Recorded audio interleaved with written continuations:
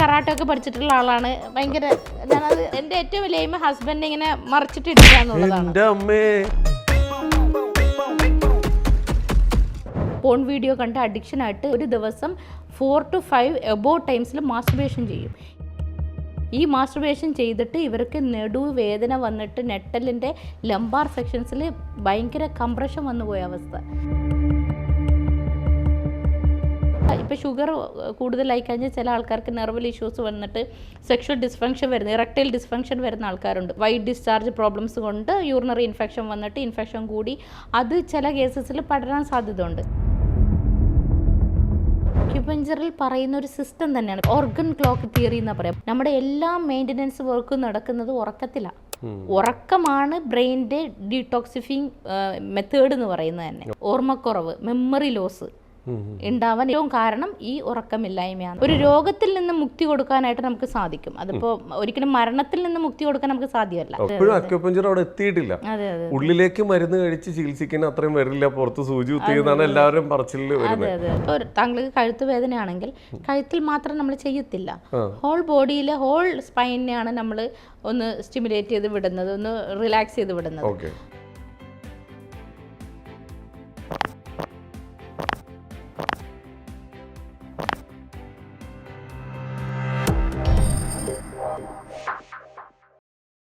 നമസ്കാരം, welcome to Django space. It's me Sreenath K Janardhanan. അപ്പോൾ ഇന്ന് നമ്മുടെ കൂടെ ഒരു അതിഥിയുണ്ട്. ഈ അതിഥിയെക്കുറിച്ച് പറയുകയാണെങ്കിൽ നമ്മുടെ ജീവിതത്തിൽ ഒരാൾക്ക് ഒരു സഹായം ചെയ്യണമെങ്കിൽ അത് വലിയൊരു പുണ്യപ്രവൃത്തിയായിട്ടാണ് നമ്മളെല്ലാവരും കാണുന്നത്. ഒരുപാട് പേരെ ജീവിതത്തിലേക്ക് കൈപിടിച്ചുയർത്തിയ ഒരാളാണ് നമ്മളോടൊപ്പം ഉള്ളത്. ഒരു അക്യുപഞ്ചർ സ്പെഷ്യലിസ്റ്റാണ് സെറീന ജാസ്മിൻ. ഇദ്ദേഹത്തിൻ്റെ സ്ഥാപനത്തെക്കുറിച്ച് നമുക്ക് ഒരുപാട് പറയാനുണ്ട്. Back to balance. അതിലെനിക്ക് ഏറ്റവും എടുത്ത് പറയേണ്ടത് നമ്മൾ അന്വേഷിച്ചാൽ പറഞ്ഞൊരു കാര്യം, ഭയങ്കര സന്തോഷമുള്ളൊരു കാര്യം, പൈസ ഇല്ലാതെ ചികിത്സ മാറ്റി വെച്ചേക്കുന്ന അല്ലെങ്കിൽ ചികിത്സയിൽ നിന്നും മാറ്റി നിർത്തപ്പെട്ടേക്കുന്ന ഒരുപാട് ആൾക്കാരെ കൈപിടിച്ച് തന്ന സ്ഥാപനത്തിലേക്ക് പൈസയല്ല ചികിത്സയാണ് ആദ്യം എന്ന് പറഞ്ഞിട്ട് വിളിച്ചുകൊണ്ട് പോയി നല്ല രീതിയിൽ ചികിത്സിക്കുന്ന ഒരു സ്ഥാപനമാണ്. കേരളത്തിൽ ഏറ്റവും അത്യാധുനികമായിട്ടുള്ള മിഷനറീസ് ഉള്ള ഒരു അക്യുപഞ്ചർ ക്ലിനിക് കൂടിയാണ്.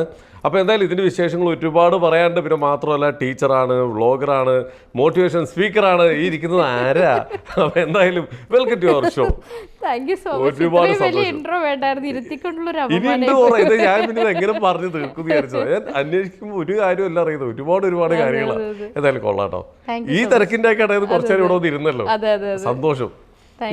ഇത് കേരളത്തിന്റെ മരുമകളും കൂടിയാണ്. എങ്ങനെ ലക്ഷദ്വീപ് തപ്പേ എങ്ങനെയാണ് ഇവിടെ വന്ന് ഇങ്ങനെ ഒരു സ്ഥാപനം? നല്ലൊരു മരുമകളില്ല എന്ന് കേട്ടപ്പോ ഞാൻ ഒരു അയ്യോ കേൾക്കുന്ന കേരളക്കാരൊക്കെ എയറിലേക്ക് പോവാൻ ഞങ്ങളൊക്കെ നല്ല മരുമക്കളല്ലേ എന്ന് ചോദിക്കും. അങ്ങനെയല്ല, ഇദ്ദേഹം അടിച്ചു മാറ്റിയതാണ് ലക്ഷദ്വീപിൽ നിന്ന്. അപ്പൊ ഒത്തിരി എന്താ പറയാ കടമ്പകൾ കടന്നിട്ട് അദ്ദേഹം ഒത്തിരി സ്ട്രഗിൾ ചെയ്തു.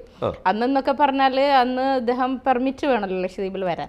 അപ്പൊ അന്ന് പെർമിറ്റ് ഒന്നും എടുക്കാണ്ട്, അത് ചിലപ്പോൾ ഇനിയിപ്പോൾ ഇത് കേൾക്കുന്നവർക്ക് കുഴപ്പമൊന്നും ഉണ്ടാവരുത്, അങ്ങനെയൊക്കെ ഒരു ജാക്കറ്റിലൊക്കെ കയറിയിരുന്ന് ഒരു മെഷീനുള്ള ഷിപ്പിൻ്റെ അകത്ത് കയറിയിരുന്ന് ഒളിച്ചൊക്കെ വന്ന് എന്നെ കണ്ടതാണ്. അന്ന് അടിച്ചു മാറ്റിയൊന്നും കൊണ്ടുപോയില്ല, കാണാൻ വേണ്ടി വന്ന ഫസ്റ്റ് ടൈം കാണുന്നതാണ്. ശരിക്കും അന്ന് പിടിക്കപ്പെട്ടിരുന്നെങ്കിൽ 5 വർഷം കഠിന തടവായനെ.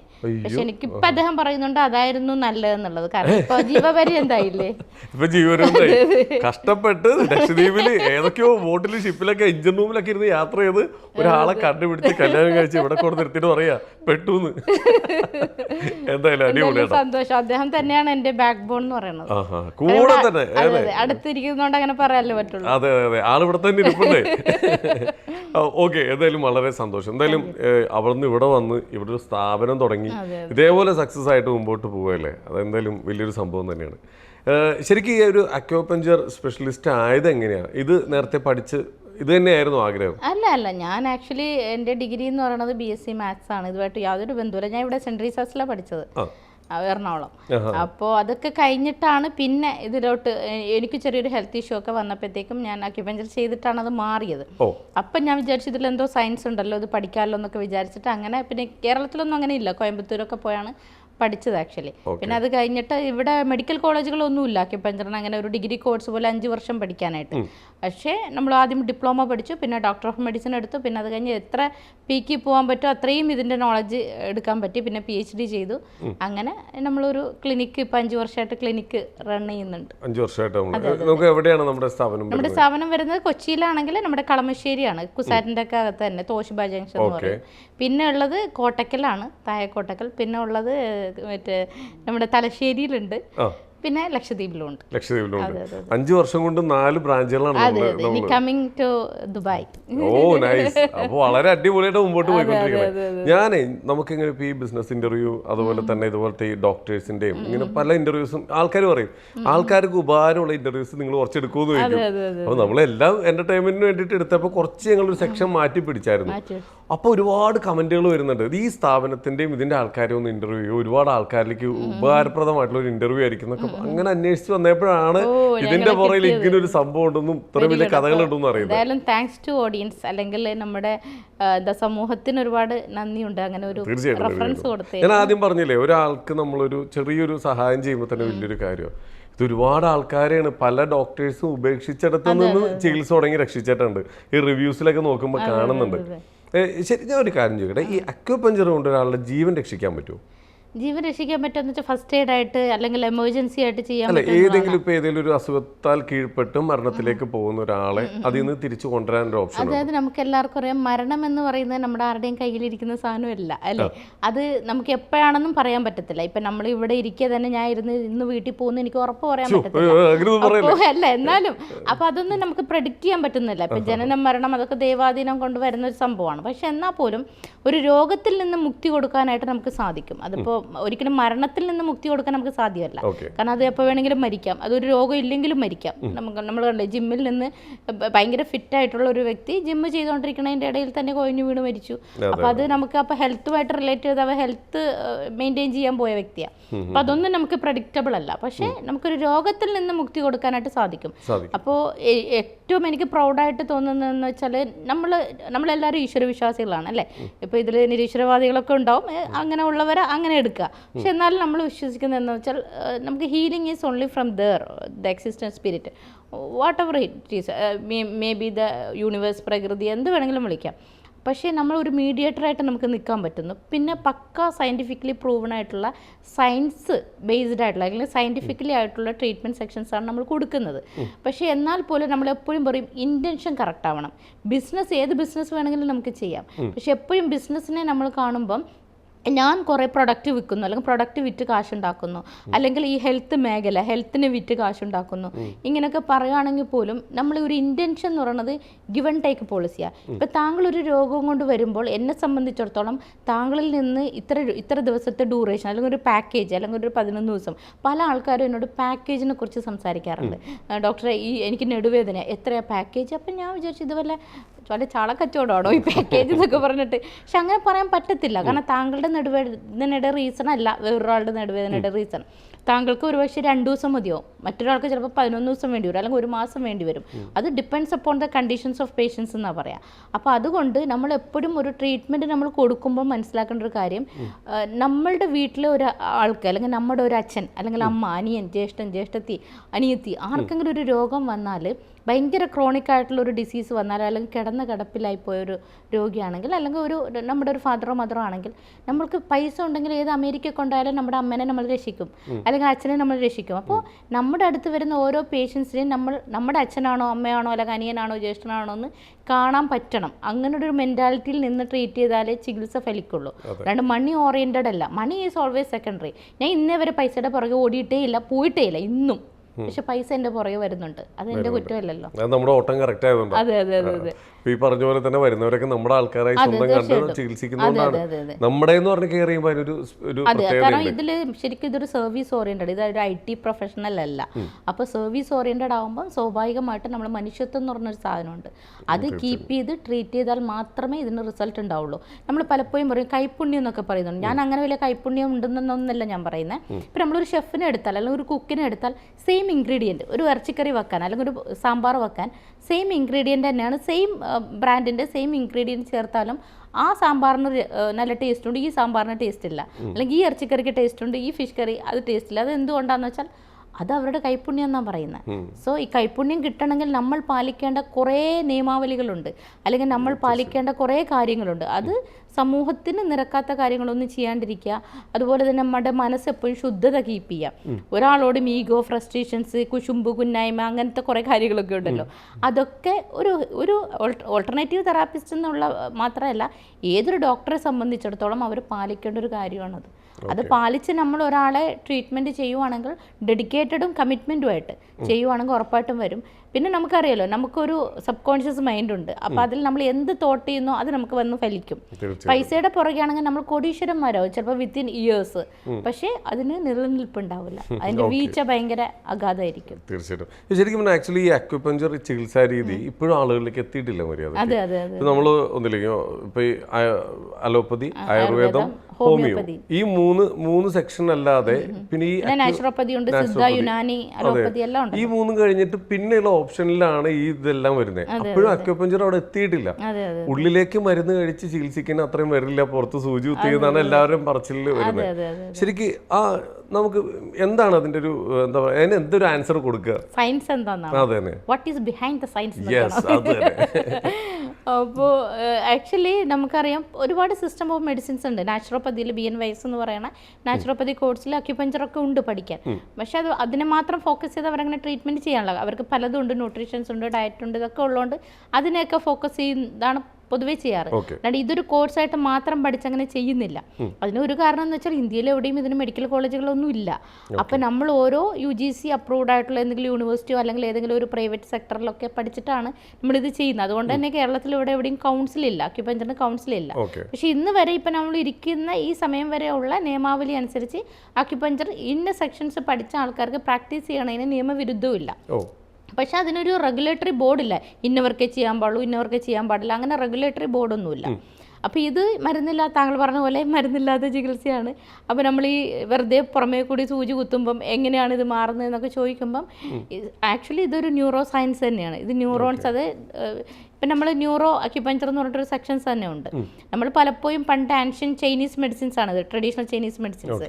അതിൽ ഈ ചി എനർജി അല്ലെങ്കിൽ ബ്ലഡ് സർക്കുലേഷൻ പോകുന്നതോടൊപ്പം തന്നെ ചി എനർജി പോകുന്നു എന്നൊക്കെയാണ് നമുക്ക് പല പുസ്തകത്തിലും വായിക്കാൻ പറ്റുക. പക്ഷേ ആക്ച്വലി ഇപ്പോൾ ഡെവലപ്ഡ് ആയി. അപ്പോൾ ഇന്ന് ഹെൽത്ത് സെക്ടർ ഒരുപാട് പുരോഗമിച്ച് കഴിഞ്ഞു, ഒരുപാട് റിസർച്ച് ബേസ്ഡ് വന്നു. പബ്മെഡിലൊക്കെ ഒത്തിരി റിസർച്ച് പേപ്പേഴ്സ് ഉണ്ട് ഇതിന്. അതിൻ്റെ അടിസ്ഥാനത്തിൽ ഇപ്പോൾ ഒരു എക്സാമ്പിൾ മൈഗ്രെയിൻ 100% അക്യുപഞ്ചറിൽ 100% റിസൾട്ട് എന്നാണ് പറയുന്നത്. മൈഗ്രെയിൻ ഈ നമുക്ക് അക്യുപഞ്ചർ കൊണ്ട് മൈഗ്രെയിൻ 100% എന്നാണ് പറയുന്നത്. ഞാനല്ല പറയുന്നത്, പബ്മെഡിൽ WHO പറയുന്നത്, വേൾഡ് ഹെൽത്ത് ഓർഗനൈസേഷനിൽ കുറേ ലിസ്റ്റ് ഉണ്ട്, ഇന്ന രോഗത്തിന് 100% എന്ന്. അതിൽ മൈഗ്രെയിൻ 100% എന്നാണ് പറയുന്നത്, നോട്ട് 99. ഇതേപോലെ തന്നെ 100% പറയുന്നത് വേറെ എന്തൊക്കെ രോഗങ്ങളാണ് ഈ കുറേ ഉണ്ട്. ഇപ്പോൾ നമുക്ക് പെയിൻ റിലേറ്റഡ് ആയിട്ടുള്ള മൈഗ്രെയിൻ, അതുപോലെ തന്നെ ചില ജോയിൻറ്റ് പെയിൻസ്, ഗ്യാസ്ട്രിക് പ്രോബ്ലംസ്, അങ്ങനെ വരുന്ന പല ഒട്ടുമുക്കാൽ രോഗങ്ങൾക്ക്, ഇപ്പോൾ ബാക്ക് പെയിൻ, അങ്ങനെ വരുന്ന കുറേ രോഗങ്ങൾക്ക് അവർ WHO ഗൈഡ് ലൈൻസിൽ, അതായത് ലോകാരോഗ്യ സംഘടനയുടെ അക്യുപഞ്ചറിന്റെ ഗൈഡ് ലൈൻസിൽ അവർ 100% തന്നെയാണ് പറയുന്നത്. ഈ ഏറ്റവും കൂടുതൽ ഇപ്പോൾ ആളുകളിൽ കണ്ടുവരുന്നത്, പ്രത്യേകിച്ച് പുരുഷന്മാരിൽ കണ്ടുകൊണ്ടിരിക്കുന്നതാണ് ബാക്ക് പെയിൻ. നമ്മൾ പറയും, ഒറ്റ വാക്കിൽ പറയുന്നത് ബൈക്കൊക്കെ ഓടിച്ചിട്ടും ടൂ വീലറൊക്കെ ഓടിച്ച് ഡിസ്ക് ബൾജ് ആയതാണ്. ഇതാണ് എല്ലാവരും ആദ്യം പറയാം, ഡിസ്ക് കംപ്ലൈന്റ് ആണെന്ന്. ആരോട് ചോദിച്ചാലും നട്ടലിൽ നിന്നിട്ട് ഡിസ്ക് കംപ്ലൈന്റ് ആണെന്ന് പറയാം. ഇതൊക്കെ നമുക്ക് അക്യുപഞ്ചർ വഴി നമുക്ക് മാറ്റിയെടുക്കാൻ പറ്റും. തീർച്ചയായിട്ടും. പലരും വിചാരിക്കുന്നത് അതൊരു സ്ട്രക്ചറൽ പ്രോബ്ലംസ് അല്ലേ, മീൻസ് നെട്ടല് സംബന്ധമായിട്ടുള്ളതല്ലേ. അപ്പോൾ ചെറിയൊരു സൂചി അതിൻ്റെ സൈഡിലോ എവിടെയെങ്കിലും ഒരു മർമ്മ പോയിന്റ്സിൽ കുത്തിയാൽ ഇതെങ്ങനെ മാറുന്നതെന്നൊക്കെ ഉള്ള ചില സംശയങ്ങൾ വരാം. ശരിക്കും എന്ന് പറഞ്ഞാൽ സ്ട്രക്ചറൽ ബേസ്ഡുള്ള ഒരു സാധനത്തിന്, ഇപ്പം നമ്മളൊരു തലേണ്ട മുകളിൽ ഇങ്ങനെ ഓരോ സാധനം ഒപ്പിച്ച് വെക്കുമ്പം ഇതിങ്ങനെ തെന്നി മാറുമ്പോൾ ഇതിനെ എടുത്ത് ഇങ്ങനെ വെച്ചാലേ അത് മാറുള്ളൂ. നീഡിൽ കൂടി ചിലപ്പോൾ ഇങ്ങനെ വെക്കാൻ പറ്റണമെന്നില്ല. അപ്പോൾ അതിന് പറ്റിയ ചില ടെക്നിക്കുകളാണ് കൈറോപ്രാക്ടർ അല്ലെങ്കിൽ ബോൺ അലൈൻമെന്റ് തെറാപ്പി, അങ്ങനെയൊക്കെ പറഞ്ഞിട്ടുള്ള കുറച്ച് ട്രീറ്റ്മെന്റ് കാര്യങ്ങളൊക്കെ ഉണ്ട്. ഇപ്പൊ താങ്കൾക്ക് തന്നെ എന്തെങ്കിലും ബാക്ക് പെയിൻ എന്തെങ്കിലും ഉണ്ടെങ്കിൽ നമുക്ക് ഇവിടെ ചെയ്യാവുന്നതേ ഉള്ളൂ കൈറോപ്രാക്ടർ. ഇപ്പൊ ഈ പറയുന്ന പോലെ ഇപ്പൊ പില്ല് അടക്കി വെച്ച പോലെയാണ് നമ്മുടെ കശേരുക്കളൊക്കെ ഇരിക്കുന്നത്. അപ്പൊ അതിൽ വരുന്ന ഈ വ്യതിയാനങ്ങളാണ് നട്ടലിന് പല രീതിയിലൊക്കെ ബാധിക്കുന്നത്. അപ്പോൾ നോർമലി ഇപ്പൊ പറയുന്നത് സർജറി ചെയ്തത് നേരെയാക്കണം, ഗ്രൈൻഡ് ചെയ്യണം എന്നൊക്കെ പറയാ. ഇത് നമുക്ക് എങ്ങനെയാണ് അക്യുപഞ്ചറിൽ കൂടി കൊണ്ടുവന്ന്? അതിൽ അക്യുപഞ്ചർ മാത്രമല്ല, നമുക്ക് അക്യുപഞ്ചറിൽ തന്നെ ഉള്ള ചില സെക്ഷൻസ് ആണ്. ചില മാനുവൽ ടെക്നിക് ഉണ്ട്. ചില മാനുവൽ ടെക്നിക്കിൽ വരുന്നതാണ് ഈ പറയുന്ന കുറച്ച് ബോൺ അലൈൻമെന്റ് തെറാപ്പി, കൈറോപ്രാക്ട് പോലെയുള്ള ട്രീറ്റ്മെന്റ് സെക്ഷൻസ്. പിന്നെ മാത്രമല്ല, ഈ ഡിസ്കിന്റെ പ്രശ്നം എന്ന് പറയുവാണെങ്കിൽ പോലും ചില ആൾക്കാരിൽ ഇൻഫ്ലമേഷൻസ് ആയിരിക്കും കൂടുതൽ. അത് നീർക്കെട്ട് കൂടുതലുണ്ടായിട്ട് ആ ഭാഗങ്ങൾക്ക് ഭയങ്കര പെയിൻ അനുഭവപ്പെടുന്ന കാര്യങ്ങളുണ്ടാവും. പിന്നെ ചില ഇതിലിപ്പോൾ MRI ചെയ്യുമ്പോൾ അറിയുന്നതാണ് നമ്മുടെ വെർട്ടിബ്ര അല്ലെങ്കിൽ സ്പൈനൽ കോഡ് എന്ന് പറയുന്നത് ഒരു 33 വെർട്ടിബ്രാസ് ആണുള്ളത്. അതിന്റെ ഫസ്റ്റ് വെർട്ടിബ്രയാണ് സെർവിക്കൽ എന്നുള്ളത്, കഴുത്തിന്റെ പുറകുവശം. ഇന്ന് കുഞ്ഞു പിള്ളേർക്കും അതുണ്ട്. കാരണം ഈ കൊറോണ സമയത്തൊക്കെ ഓൺലൈൻ ക്ലാസ് ആയിരുന്നു. നമ്മളിങ്ങനെ കുനിഞ്ഞിരുന്നുകൊണ്ടാണ്, അല്ലെങ്കിലും കുനിഞ്ഞിരുന്നുകൊണ്ടാണ് നമ്മൾ മൊബൈൽ നോക്കുന്നത്. അപ്പോൾ അതൊക്കെ കൊണ്ട് കഴുത്ത് വേദന ഒക്കെ ഉള്ള ആൾക്കാരുണ്ട്. അപ്പോൾ അങ്ങനെയുള്ള ആൾക്കാർക്ക് എന്താണോ ശരിക്കുള്ള റീസൺ അത് കണ്ടുപിടിക്കാനുള്ള മോഡേൺ ടെക്നിക്ക് MRI പോലെയുള്ള സ്കാനിങ് റിപ്പോർട്ട്സ്, CT സ്കാനൊക്കെ ഉണ്ടെങ്കിൽ പോലും നമ്മൾ ആൻഷ്യൻ്റ് ആയിട്ടുള്ള ചില ഡയഗ്നോസിസ് മെത്തേഡ് ഉണ്ട് നമുക്ക്. അതാണ് ഭയങ്കര ബ്യൂട്ടിഫുൾ ആയിട്ടുള്ള ഒരു ഡയഗ്നോസിസ് മെത്തേഡാണ്. അതാണ് pulse diagnosis, tongue diagnosis, eye diagnosis, face diagnosis. ഇപ്പം ചിലർ പൾസ് നോക്കിയിട്ട് ഇത്രയും കാര്യങ്ങൾ പറയുന്നു എന്ന് പറയുന്നത് ചില ആൾക്കാർ അതിനെ ബ്ലണ്ടറായിട്ട് കാണാറുണ്ട്. പക്ഷെ ഇത് ബ്ലണ്ടർ അല്ല. നമ്മുടെ ഇന്റേണൽ ഓർഗൻസിൽ അല്ലെങ്കിൽ നമ്മുടെ എന്തെങ്കിലും പാർട്സിൽ എന്തെങ്കിലും വ്യതിയാനം ഉണ്ടെങ്കിൽ പൾസിലൂടെ അത് പഠിച്ച ആൾക്കാർക്ക് അത് അറിയാൻ പറ്റും എന്നുള്ളതാണ്. ഇപ്പം ഞാൻ ശരിക്കും പറഞ്ഞ MRI റിപ്പോർട്ട് കൊണ്ട് എൻ്റെ അടുത്ത് ഞാനത് ചലഞ്ച് ചെയ്യുക. ഇപ്പം ഈ വീഡിയോയിൽ കൂടി ഞാനത് ചലഞ്ച് ചെയ്യുവാണ്. നിങ്ങൾക്ക് എന്ത് സ്പൈനൽ ഇഷ്യൂസ് ഉണ്ടെങ്കിലും നിങ്ങളുടെ MRIയിൽ, ഇപ്പം ഞാനത് ഫുള്ള് മാറ്റിത്തരൂ എന്നല്ല പറയുന്നത്, MRI റിപ്പോർട്ട് കൊണ്ട് നിങ്ങൾ വരൂ. MRI എന്നെ കാണിക്കണ്ട, ഞാൻ നിങ്ങളെ ഡയഗ്നോസ് ചെയ്യും. ഡയഗ്നോസ് ചെയ്തിട്ട് എൻ്റേതായിട്ടുള്ള രീതിയിൽ ഞാൻ എഴുതി തരും. ഏതായി L4 L5 C1 C4 C5 C6 ഇനി വെർട്ടിബ്രയിൽ എന്തെങ്കിലും ഡീജനറേഷൻ ഉണ്ടോ, അല്ലെങ്കിൽ സ്പോണ്ടിലോട്ടിക് ചേഞ്ചസ് ആണോ, അല്ലെങ്കിൽ കംപ്രഷൻ ആണോ, ബൾജിങ് ആണോ, വാട്ട് എവർ ഇറ്റ് ഈസ് ഞാൻ എഴുതി തന്നാൽ അത് കഴിഞ്ഞ് എന്തായാലും ഇംഗ്ലീഷ് വായിക്കാൻ അറിയാവുന്ന ആൾക്കാരായിരിക്കുമല്ലോ. അപ്പം നമ്മുടെ കേസ് ഷീറ്റിലെ ഈ കേസ് ബുക്കിൽ ഇതും നിങ്ങളുടെ MRI തമ്മിൽ നിങ്ങൾ കമ്പയർ ചെയ്ത് നോക്കുക, സെയിം ആസായിരിക്കും. പിന്നെ ഇത്രയും വർഷത്തെ ഏകദേശം ഓൾമോസ്റ്റ് ഒരു 50,000ഓളം കേസ് അറ്റൻഡ് ചെയ്ത ആളാണ് ഞാൻ. ആ എൻ്റെ ഒരു കോൺഫിഡൻസ്, ദിസ് ഇസ് നോട്ട് എന്താ ഒരു അഹങ്കാരഭാവമൊന്നുമല്ല. എൻ്റെ അത് വെറുതെ പറയുന്നതല്ല. ആർക്ക് വേണമെങ്കിലും ക്ലിനിക്കിൽ വന്നാൽ നമ്മുടെ കേസ് ഹിസ്റ്ററി അവിടെ ഉണ്ട്. നമ്മൾ എന്തും പബ്ലിക് പ്ലേസിൽ ബ്ലണ്ടർ വിളിച്ച് പറയുന്നതല്ല, എവിഡൻസ് ബേസ്ഡേ നമ്മൾ സംസാരിക്കുള്ളൂ. അതുകൊണ്ട് ആർക്ക് വേണമെങ്കിലും എൻ്റെ ക്ലിനിക്കിൽ വരാം. ഈ 50,000 കേസ് ഷീറ്റും ഞാൻ കാണിച്ചു തരാം. അപ്പൊ നമുക്ക് ഈ നട്ടലിന് സംബന്ധമായിട്ടുള്ള ഈ ഇതിനൊക്കെ നമുക്ക് മരുന്നുണ്ട്, ചികിത്സയുണ്ട്, ട്രീറ്റ്മെന്റ് ഉണ്ട്. ഓക്കെ. ഇപ്പോഴത്തെ നമ്മുടെ ലൈഫ് സ്റ്റൈല് ഉറക്കം വളരെ കുറച്ചാണ്, ആക്ടിവിറ്റീസ് ആണ് കൂടുതൽ. അല്ല, ഏറ്റവും കൂടുതൽ എനിക്കൊന്നൊരു 3/4 ഭാഗവും നമ്മൾ മൊബൈലിൽ തീർക്കും. പിന്നെ നമ്മൾ അനാവശ്യമായിട്ട് പുറത്തിറങ്ങാനൊക്കെ രാത്രിയാകുമ്പോൾ ഓവറായിട്ട് നൈറ്റ് വൈബ് എന്ന് പറഞ്ഞ സംഭവമുണ്ട്. നമ്മൾ എല്ലാവരും ഇപ്പം പുറത്തിറങ്ങിക്കഴിഞ്ഞാൽ ചായ കുടിക്കുന്നത് അതിൻ്റെയൊക്കെ രീതിയും സ്റ്റൈലൊക്കെ മാറി. പണ്ട് നമുക്കൊരു 4 മണി 4:30 ഒരു ചായ, രാവിലെ 7 മണിക്കും 8 മണിക്കിടയിൽ ഒരു ചായ എന്നുള്ള കണക്കൊക്കെ മാറി. ഇപ്പൊ വെറുതെ ഇരിക്കുമ്പോൾ ചായ കുടിക്കുക എന്നുള്ള ഇതിലേക്ക്. ഇതെല്ലാം നമ്മുടെ ശരീരത്തിനെ ബാധിക്കുന്നുണ്ടോ തെറ്റായ രീതിയിൽ? തീർച്ചയായിട്ടും. കാരണം അക്യുപഞ്ചറിൽ പറയുന്ന ഒരു സിസ്റ്റം തന്നെയാണ്. ഇപ്പോൾ താങ്കൾ ചോദിച്ച നൈസ് ക്വസ്റ്റ്യൻ. കാരണം ഓർഗൻ ക്ലോക്ക് തിയറി എന്നാ പറയാം, ബയോളജിക്കൽ റിതം എന്നാ പറയാം. നമ്മുടെ ശരീരത്തിൽ ഒരു ഓർഗൻ ക്ലോക്ക് ഉണ്ട്. അത് നമ്മുടെ ഒരു എന്താ പറയുക, ശരീരത്തിൻ്റെ ഒരു ക്ലോക്ക് തന്നെയാണ് അതിനെ പറയാം. അത് ലൈഫ് സ്റ്റൈൽ ക്ലോക്കാണ്. ഈ ക്ലോക്ക് അനുസരിച്ചിട്ട് നമ്മുടെ ബോഡി നമുക്ക് ഓരോ അലാം തരും. ഇപ്പോൾ ഒരു ഉദാഹരണത്തിന് നമുക്കിപ്പോൾ ദാഹിക്കുമ്പോൾ സ്വാഭാവികമാണ് നമുക്കിപ്പോൾ യൂറിനേറ്റ് ചെയ്യുമ്പോൾ ഒരു ഫീലിങ്സ് വരുന്നില്ലേ? ഇപ്പോൾ ടോയ്ലറ്റിൽ പോകുമ്പോൾ തോന്നുമ്പോൾ ഒരു ഫീലിങ്സ് വരുന്നുണ്ട്. അതേപോലെ ബോഡി നമുക്ക് തരുന്ന അലാമാണ് ദാഹിക്കുന്നു എന്ന് പറയുമ്പോൾ ഒരു പരവേശം എടുക്കുന്ന പോലെ തോന്നും. അപ്പോൾ നമ്മൾ വേഗം വെള്ളം കുടിക്കുക എന്നുള്ളത്. ഇനി നമുക്ക് ഭയങ്കരമായിട്ട് വിശക്കണു, അപ്പോൾ വിശക്കുമ്പോഴും വയറിനകത്തൊരു ഗുളുഗുളു സൗണ്ട് പോലെയൊക്കെ വരും. ദാറ്റ് മീൻസ് നമുക്ക് വിശക്കുന്നു എന്നുള്ള. അപ്പം എന്ത് ബോഡി അലാം തരുന്നോ ആ സമയത്ത് നമ്മൾ ചെയ്യുക എന്നുള്ളതാണ്. പിന്നെ ഓർഗൻ ക്ലോക്ക് തിയറി അനുസരിച്ചിട്ട് നമ്മൾ ഓരോ 2 hours നമ്മുടെ ശരീരത്തിലെ ഓരോ ഇന്റേണൽ ഓർഗൻസിന്റെ പീക്ക് ടൈം എന്ന് പറയുന്നത്. അപ്പോൾ ഈ ഉറക്കം എന്ന് പറയുമ്പോൾ നമ്മുടെ ശരീരത്തിലെ ഡൈജസ്റ്റീവ് സിസ്റ്റം അഥവാ ദഹനേന്ദ്രിയ വ്യവസ്ഥ, ദഹനം എന്ന് പറയുന്ന നമ്മുടെ ആമാശയവും കുടലുമാണ് നമ്മുടെ ശരീരത്തെ കംപ്ലീറ്റ്ലി കൺട്രോൾ ചെയ്യണത് വേണമെങ്കിൽ പറയാം. കാരണം കുടൽ നന്നായാൽ ഉടൽ നന്നായി എന്ന് പറയാം. അപ്പോൾ അതുകൊണ്ട് നമ്മുടെ ഈ ഒരു വൈകുന്നേരം ഒരു 9 to 11 ഇൻ ബിറ്റ്വീൻ, അതായത് PM 9 to 11 ഇടയിൽ നമ്മൾ കിടന്നിരിക്കണം എന്നാണ് പറയുന്നത്, ഉറങ്ങിയിരിക്കണം എന്നുള്ളത്. അപ്പോൾ നമ്മൾ ഈ നൈറ്റ് വൈബ് ആസ്വദിക്കാൻ പുറപ്പെടുന്ന തന്നെ 12:30 1 മണിക്കാണ്. അപ്പോൾ ആ സമയത്ത് ഉറങ്ങണം എന്ന് പറയാൻ കാരണം നമ്മുടെ ദഹനേന്ദ്രിയ വ്യവസ്ഥ ആ സമയത്ത് റെസ്റ്റ് എടുത്താലാണ് നമ്മൾ പിറ്റേ ദിവസവും എണീറ്റ് ഉടനെ തിന്നാനാ പോകുന്നതെന്ന് ബോഡിക്ക് അറിയാമല്ലോ. അപ്പം നമ്മുടെ ദഹനരസങ്ങൾ, ഇപ്പോൾ ഒരു ഉദാഹരണം പറയുകയാണെങ്കിൽ, ഇപ്പോൾ തലേ ദിവസം മാവ് ആട്ടി വെച്ചാലാണ് ഇഡ്ഡലി ഉണ്ടാക്കുന്ന മാവ് ആട്ടി വെച്ചാലാണ് രാവിലെ ഇഡ്ഡലി ഉണ്ടാക്കാൻ പറ്റുള്ളൂ. രാവിലെ ഇഡ്ഡലി മാവ് ആട്ടി വെച്ചാൽ ഇഡ്ഡലി ഉണ്ടാക്കാൻ പറ്റത്തില്ല. ഇതിപ്പോൾ വലിയൊരു കമ്പാരിസൺ അല്ല, ഞാൻ പറയണം. അപ്പം ദഹനരസങ്ങളായിട്ടുള്ള പിത്തരസങ്ങൾ ഇത് ഇതൊക്കെ ഉൽപ്പാദിപ്പിക്കപ്പെടണമെങ്കിൽ ഡീപ്പ് സ്ലീപ്പിൽ പോകണം. പിന്നെ മാത്രമല്ല ഈ ഡീപ്പ് സ്ലീപ്പിൽ പോയാലാണ് നമുക്ക് ഈ ബ്രെയിൻ കംപ്ലീറ്റ്ലി വർക്ക് ആവുള്ളൂ. പല ആൾക്കാരും ലിവർ ഡീടോക്സിഫിക്കേഷൻ എന്ന് കേട്ടിട്ടുണ്ട്, സ്റ്റൊമക്ക് ഡീടോക്സിഫിക്കേഷൻ എന്ന് കേട്ടിട്ടുണ്ട്. കാരണം ഇപ്പോൾ വയറ് ക്ലീൻ ചെയ്യുക, അല്ലെങ്കിൽ നമ്മൾ എന്താ പറയുക, നമ്മൾ സാധാരണ എനിമ ഒക്കെ ചെയ്യുന്നുണ്ട് വയറ് ക്ലീൻ ചെയ്യാൻ, ലിവർ ഡീടോക്സിഫിക്കേഷൻ ഉണ്ട്. പക്ഷെ ബ്രെയിൻ ഡീടോക്സിഫിക്കേഷനെ കുറിച്ച് ആരും സംസാരിക്കാറില്ല. കാരണം ബ്രെയിൻ എന്ന് പറയുന്ന സാധനം ഡീടോക്സി ചെയ്യണമെങ്കിൽ നമ്മുടെ എല്ലാ മെയിൻ്റനൻസ് വർക്കും നടക്കുന്നത് ഉറക്കത്തിലാണ്. ഉറക്കമാണ് ബ്രെയിനിൻ്റെ ഡീടോക്സിഫിങ് ഒരു മെത്തേഡ് എന്ന് പറയുന്നത് തന്നെ. അതൊരു ടെക്നിക്കാണ്. അതും എപ്പോഴെങ്കിലും ഉറങ്ങിയാൽ പോരെ. പലരും പറയും ഞങ്ങൾക്ക് നൈറ്റ് ഷിഫ്റ്റുള്ള ആൾക്കാർ, ഇപ്പോൾ പ്രവാസികളൊക്കെ പറയും ഞങ്ങൾ എങ്ങനെ ഉറങ്ങാനാ, ഞങ്ങൾക്ക് രാത്രി പകലും പകൽ രാത്രിയും അല്ലേ എന്നൊക്കെ പറയും. പക്ഷേ ഈ ഉറങ്ങിയാൽ മാത്രമാണ്, അല്ലാത്തവർക്കാണ് ഈ ബ്രെയിൻ ഫോഗൊക്കെ വരുന്നത്. ഭയങ്കര സ്ട്രെസ്സ്, ഹോർമോൺസ്, കോർട്ടിസോളിൻ്റെ അളവ് കൂടുക, രാവിലെ ഉറങ്ങി. പല ആൾക്കാർക്കും മൈഗ്രെയിൻ്റെ ഒക്കെ ഇഷ്യൂസ് ഉണ്ട്. ഈ മൈഗ്രെയിൻ എന്ന് പറയുന്നത് ആക്ച്വലി വരുന്നത് ഇപ്പം തലേ ദിവസം കഴിച്ച ഫുഡ് ടൈം പ്രോബ്ലംസ് ഉള്ളത് കൊണ്ടുവരും, ന്യൂറോളജിക്കൽ ഇഷ്യൂസ് കൊണ്ടുവരാം, പല റീസൺസ് ഉണ്ട്. ലൈറ്റ് അധികം അടിക്കുന്നതുകൊണ്ട് വരാം, അധികം സ്ക്രീൻ ടൈം നോക്കുന്നതുകൊണ്ട് വരാം, സൺലൈറ്റിൽ നടക്കുന്നതുകൊണ്ട് വരാം, ചില സെക്ഷൽ പ്രോബ്ലംസ് കൊണ്ട്, സെക്ഷൽ എന്താ പറയുക സാറ്റിസ്ഫാക്ഷൻ കിട്ടാത്തത് കൊണ്ട് മൈഗ്രെയിൻ വരാം. അപ്പോൾ പല റീസൺസ് ആണ് മൈഗ്രെയിൻ വരുന്നത്. അപ്പോൾ ആ റീസൺ വെച്ചിട്ടാണ് നമ്മൾ ട്രീറ്റ് ചെയ്യുക. അപ്പോൾ ഈ നൈറ്റ് വൈബ് കൊണ്ട് ശരീരത്തിന് ദോഷം ഉണ്ടാവുമോ എന്ന് ചോദിച്ചാൽ 100% ഉണ്ടാവും. കാരണം 11 o'clock കിടന്നിരിക്കണം. അങ്ങനെ കിടക്കാത്ത ആൾക്കാരിൽ ഈവൻ ഏറ്റവും റീസെൻറ്റ് സ്റ്റഡീസ് പറയുന്നത്, 2026 സ്റ്റഡീസ് പറയുന്നത് ഡിമെൻഷ്യ, ഓർമ്മക്കുറവ്, മെമ്മറി ലോസ് ഉണ്ടാവാൻ ഏറ്റവും കാരണം ഈ ഉറക്കമില്ലായ്മയാണെന്നാണ് പറയുന്നത്. ഇനിയിപ്പോൾ അങ്ങനെ ഒരു അസുഖം വന്നിട്ടുണ്ടെന്ന് വിചാരിക്കും, വീണ്ടും ഉറങ്ങി കഴിഞ്ഞാൽ ശരിയാവും. അതായത് ഉറങ്ങിത്തുടങ്ങിയാൽ ശരിയാകുമെന്ന് വെച്ചാൽ, ഞാൻ പറയട്ടെ, നമുക്ക് 3 ദിവസം നല്ല വിശപ്പായിരുന്നു, അപ്പം നമുക്ക് ഭക്ഷണം കിട്ടിയില്ല, എന്നാൽ 5ാമത്തെ ദിവസം ഒരു ചമ്പ് ഭക്ഷണം കഴിക്കാന്ന് വെച്ചാൽ നടക്കൂല. അപ്പൊ അന്നുള്ളത് അന്ന് തന്നെ കിട്ടണമെന്നുള്ളതാ. നന്നാവാൻ തീരുമാനിച്ചിട്ട് കാര്യമുണ്ട്, ഇനിയെങ്കിലും നന്നാവുക എന്നുള്ളതാണ് നമുക്ക് പറയാൻ പറ്റുള്ളൂ. എനിക്ക് ഭയങ്കര സങ്കടം തോന്നുന്നു, എൻ്റെ OP-യിൽ വരുന്ന പേഷ്യൻസ് 10, 23, 24, 25, പ്രത്യേകിച്ച് ഞാൻ കുസാറ്റിൻ്റെ അകത്താണുള്ളത്.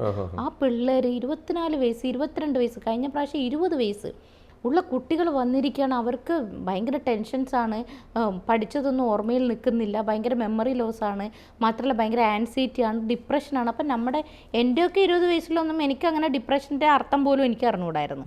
അപ്പോൾ അതൊക്കെ അനുഭവിക്കുന്നുണ്ടെങ്കിൽ നമ്മൾ അവരോട് ക്വസ്റ്റ്യൻ ചോദിക്കുമേ, മോൻ എപ്പോഴാണ് ഉറങ്ങുന്നത്, എങ്ങനെയാണെന്ന് നോക്കുമ്പം രാത്രി ഞങ്ങളും കാണുന്നുണ്ട്. ചിലപ്പോൾ ഒക്കെ ഞങ്ങൾ നൈറ്റ് ഡ്യൂട്ടി കഴിഞ്ഞ് പോകുമ്പോൾ അവരങ്ങോട്ടും ഇങ്ങോട്ടും നടക്കുന്നുണ്ട്.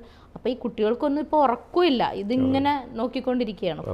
ഇതൊക്കെ ഇനിയിപ്പോൾ നേരത്തെ ചോദിച്ച പോലെ ഇപ്പം മൊത്തത്തിൽ അലൈൻമെന്റ് ഒക്കെ മൊത്തം തെറ്റിക്കിടക്കണമെന്ന് വിചാരിക്കും. ഉറക്കമില്ലായ്മയും ഈ പറയുന്ന കാര്യങ്ങളൊക്കെ ഉണ്ട്. ഇനി ഒരു സുപ്രഭാതത്തിൽ നമുക്ക് ഇതെല്ലാം മാറ്റിയെടുക്കണം എന്ന് വിചാരിച്ചു കഴിഞ്ഞാൽ നമുക്ക് അതിനൊരു ചികിത്സാ രീതി ഉണ്ടോ? നമ്മളൊന്ന് റീഫ്രഷ് ആക്കാൻ വേണ്ടി വെൽനസ് പാക്കേജ് ഉണ്ട്, വെൽനസ് എന്നുള്ള രീതിയിലുണ്ട്. നമുക്ക് വിചാരിച്ചു കഴിഞ്ഞാൽ നമ്മുടെ സ്ഥാപനത്തിൽ എത്തിക്കഴിഞ്ഞാൽ തിരിച്ച് നമ്മളെ ഉറപ്പായിട്ടും നമ്മൾ, that is the name of our clinic, back to balance.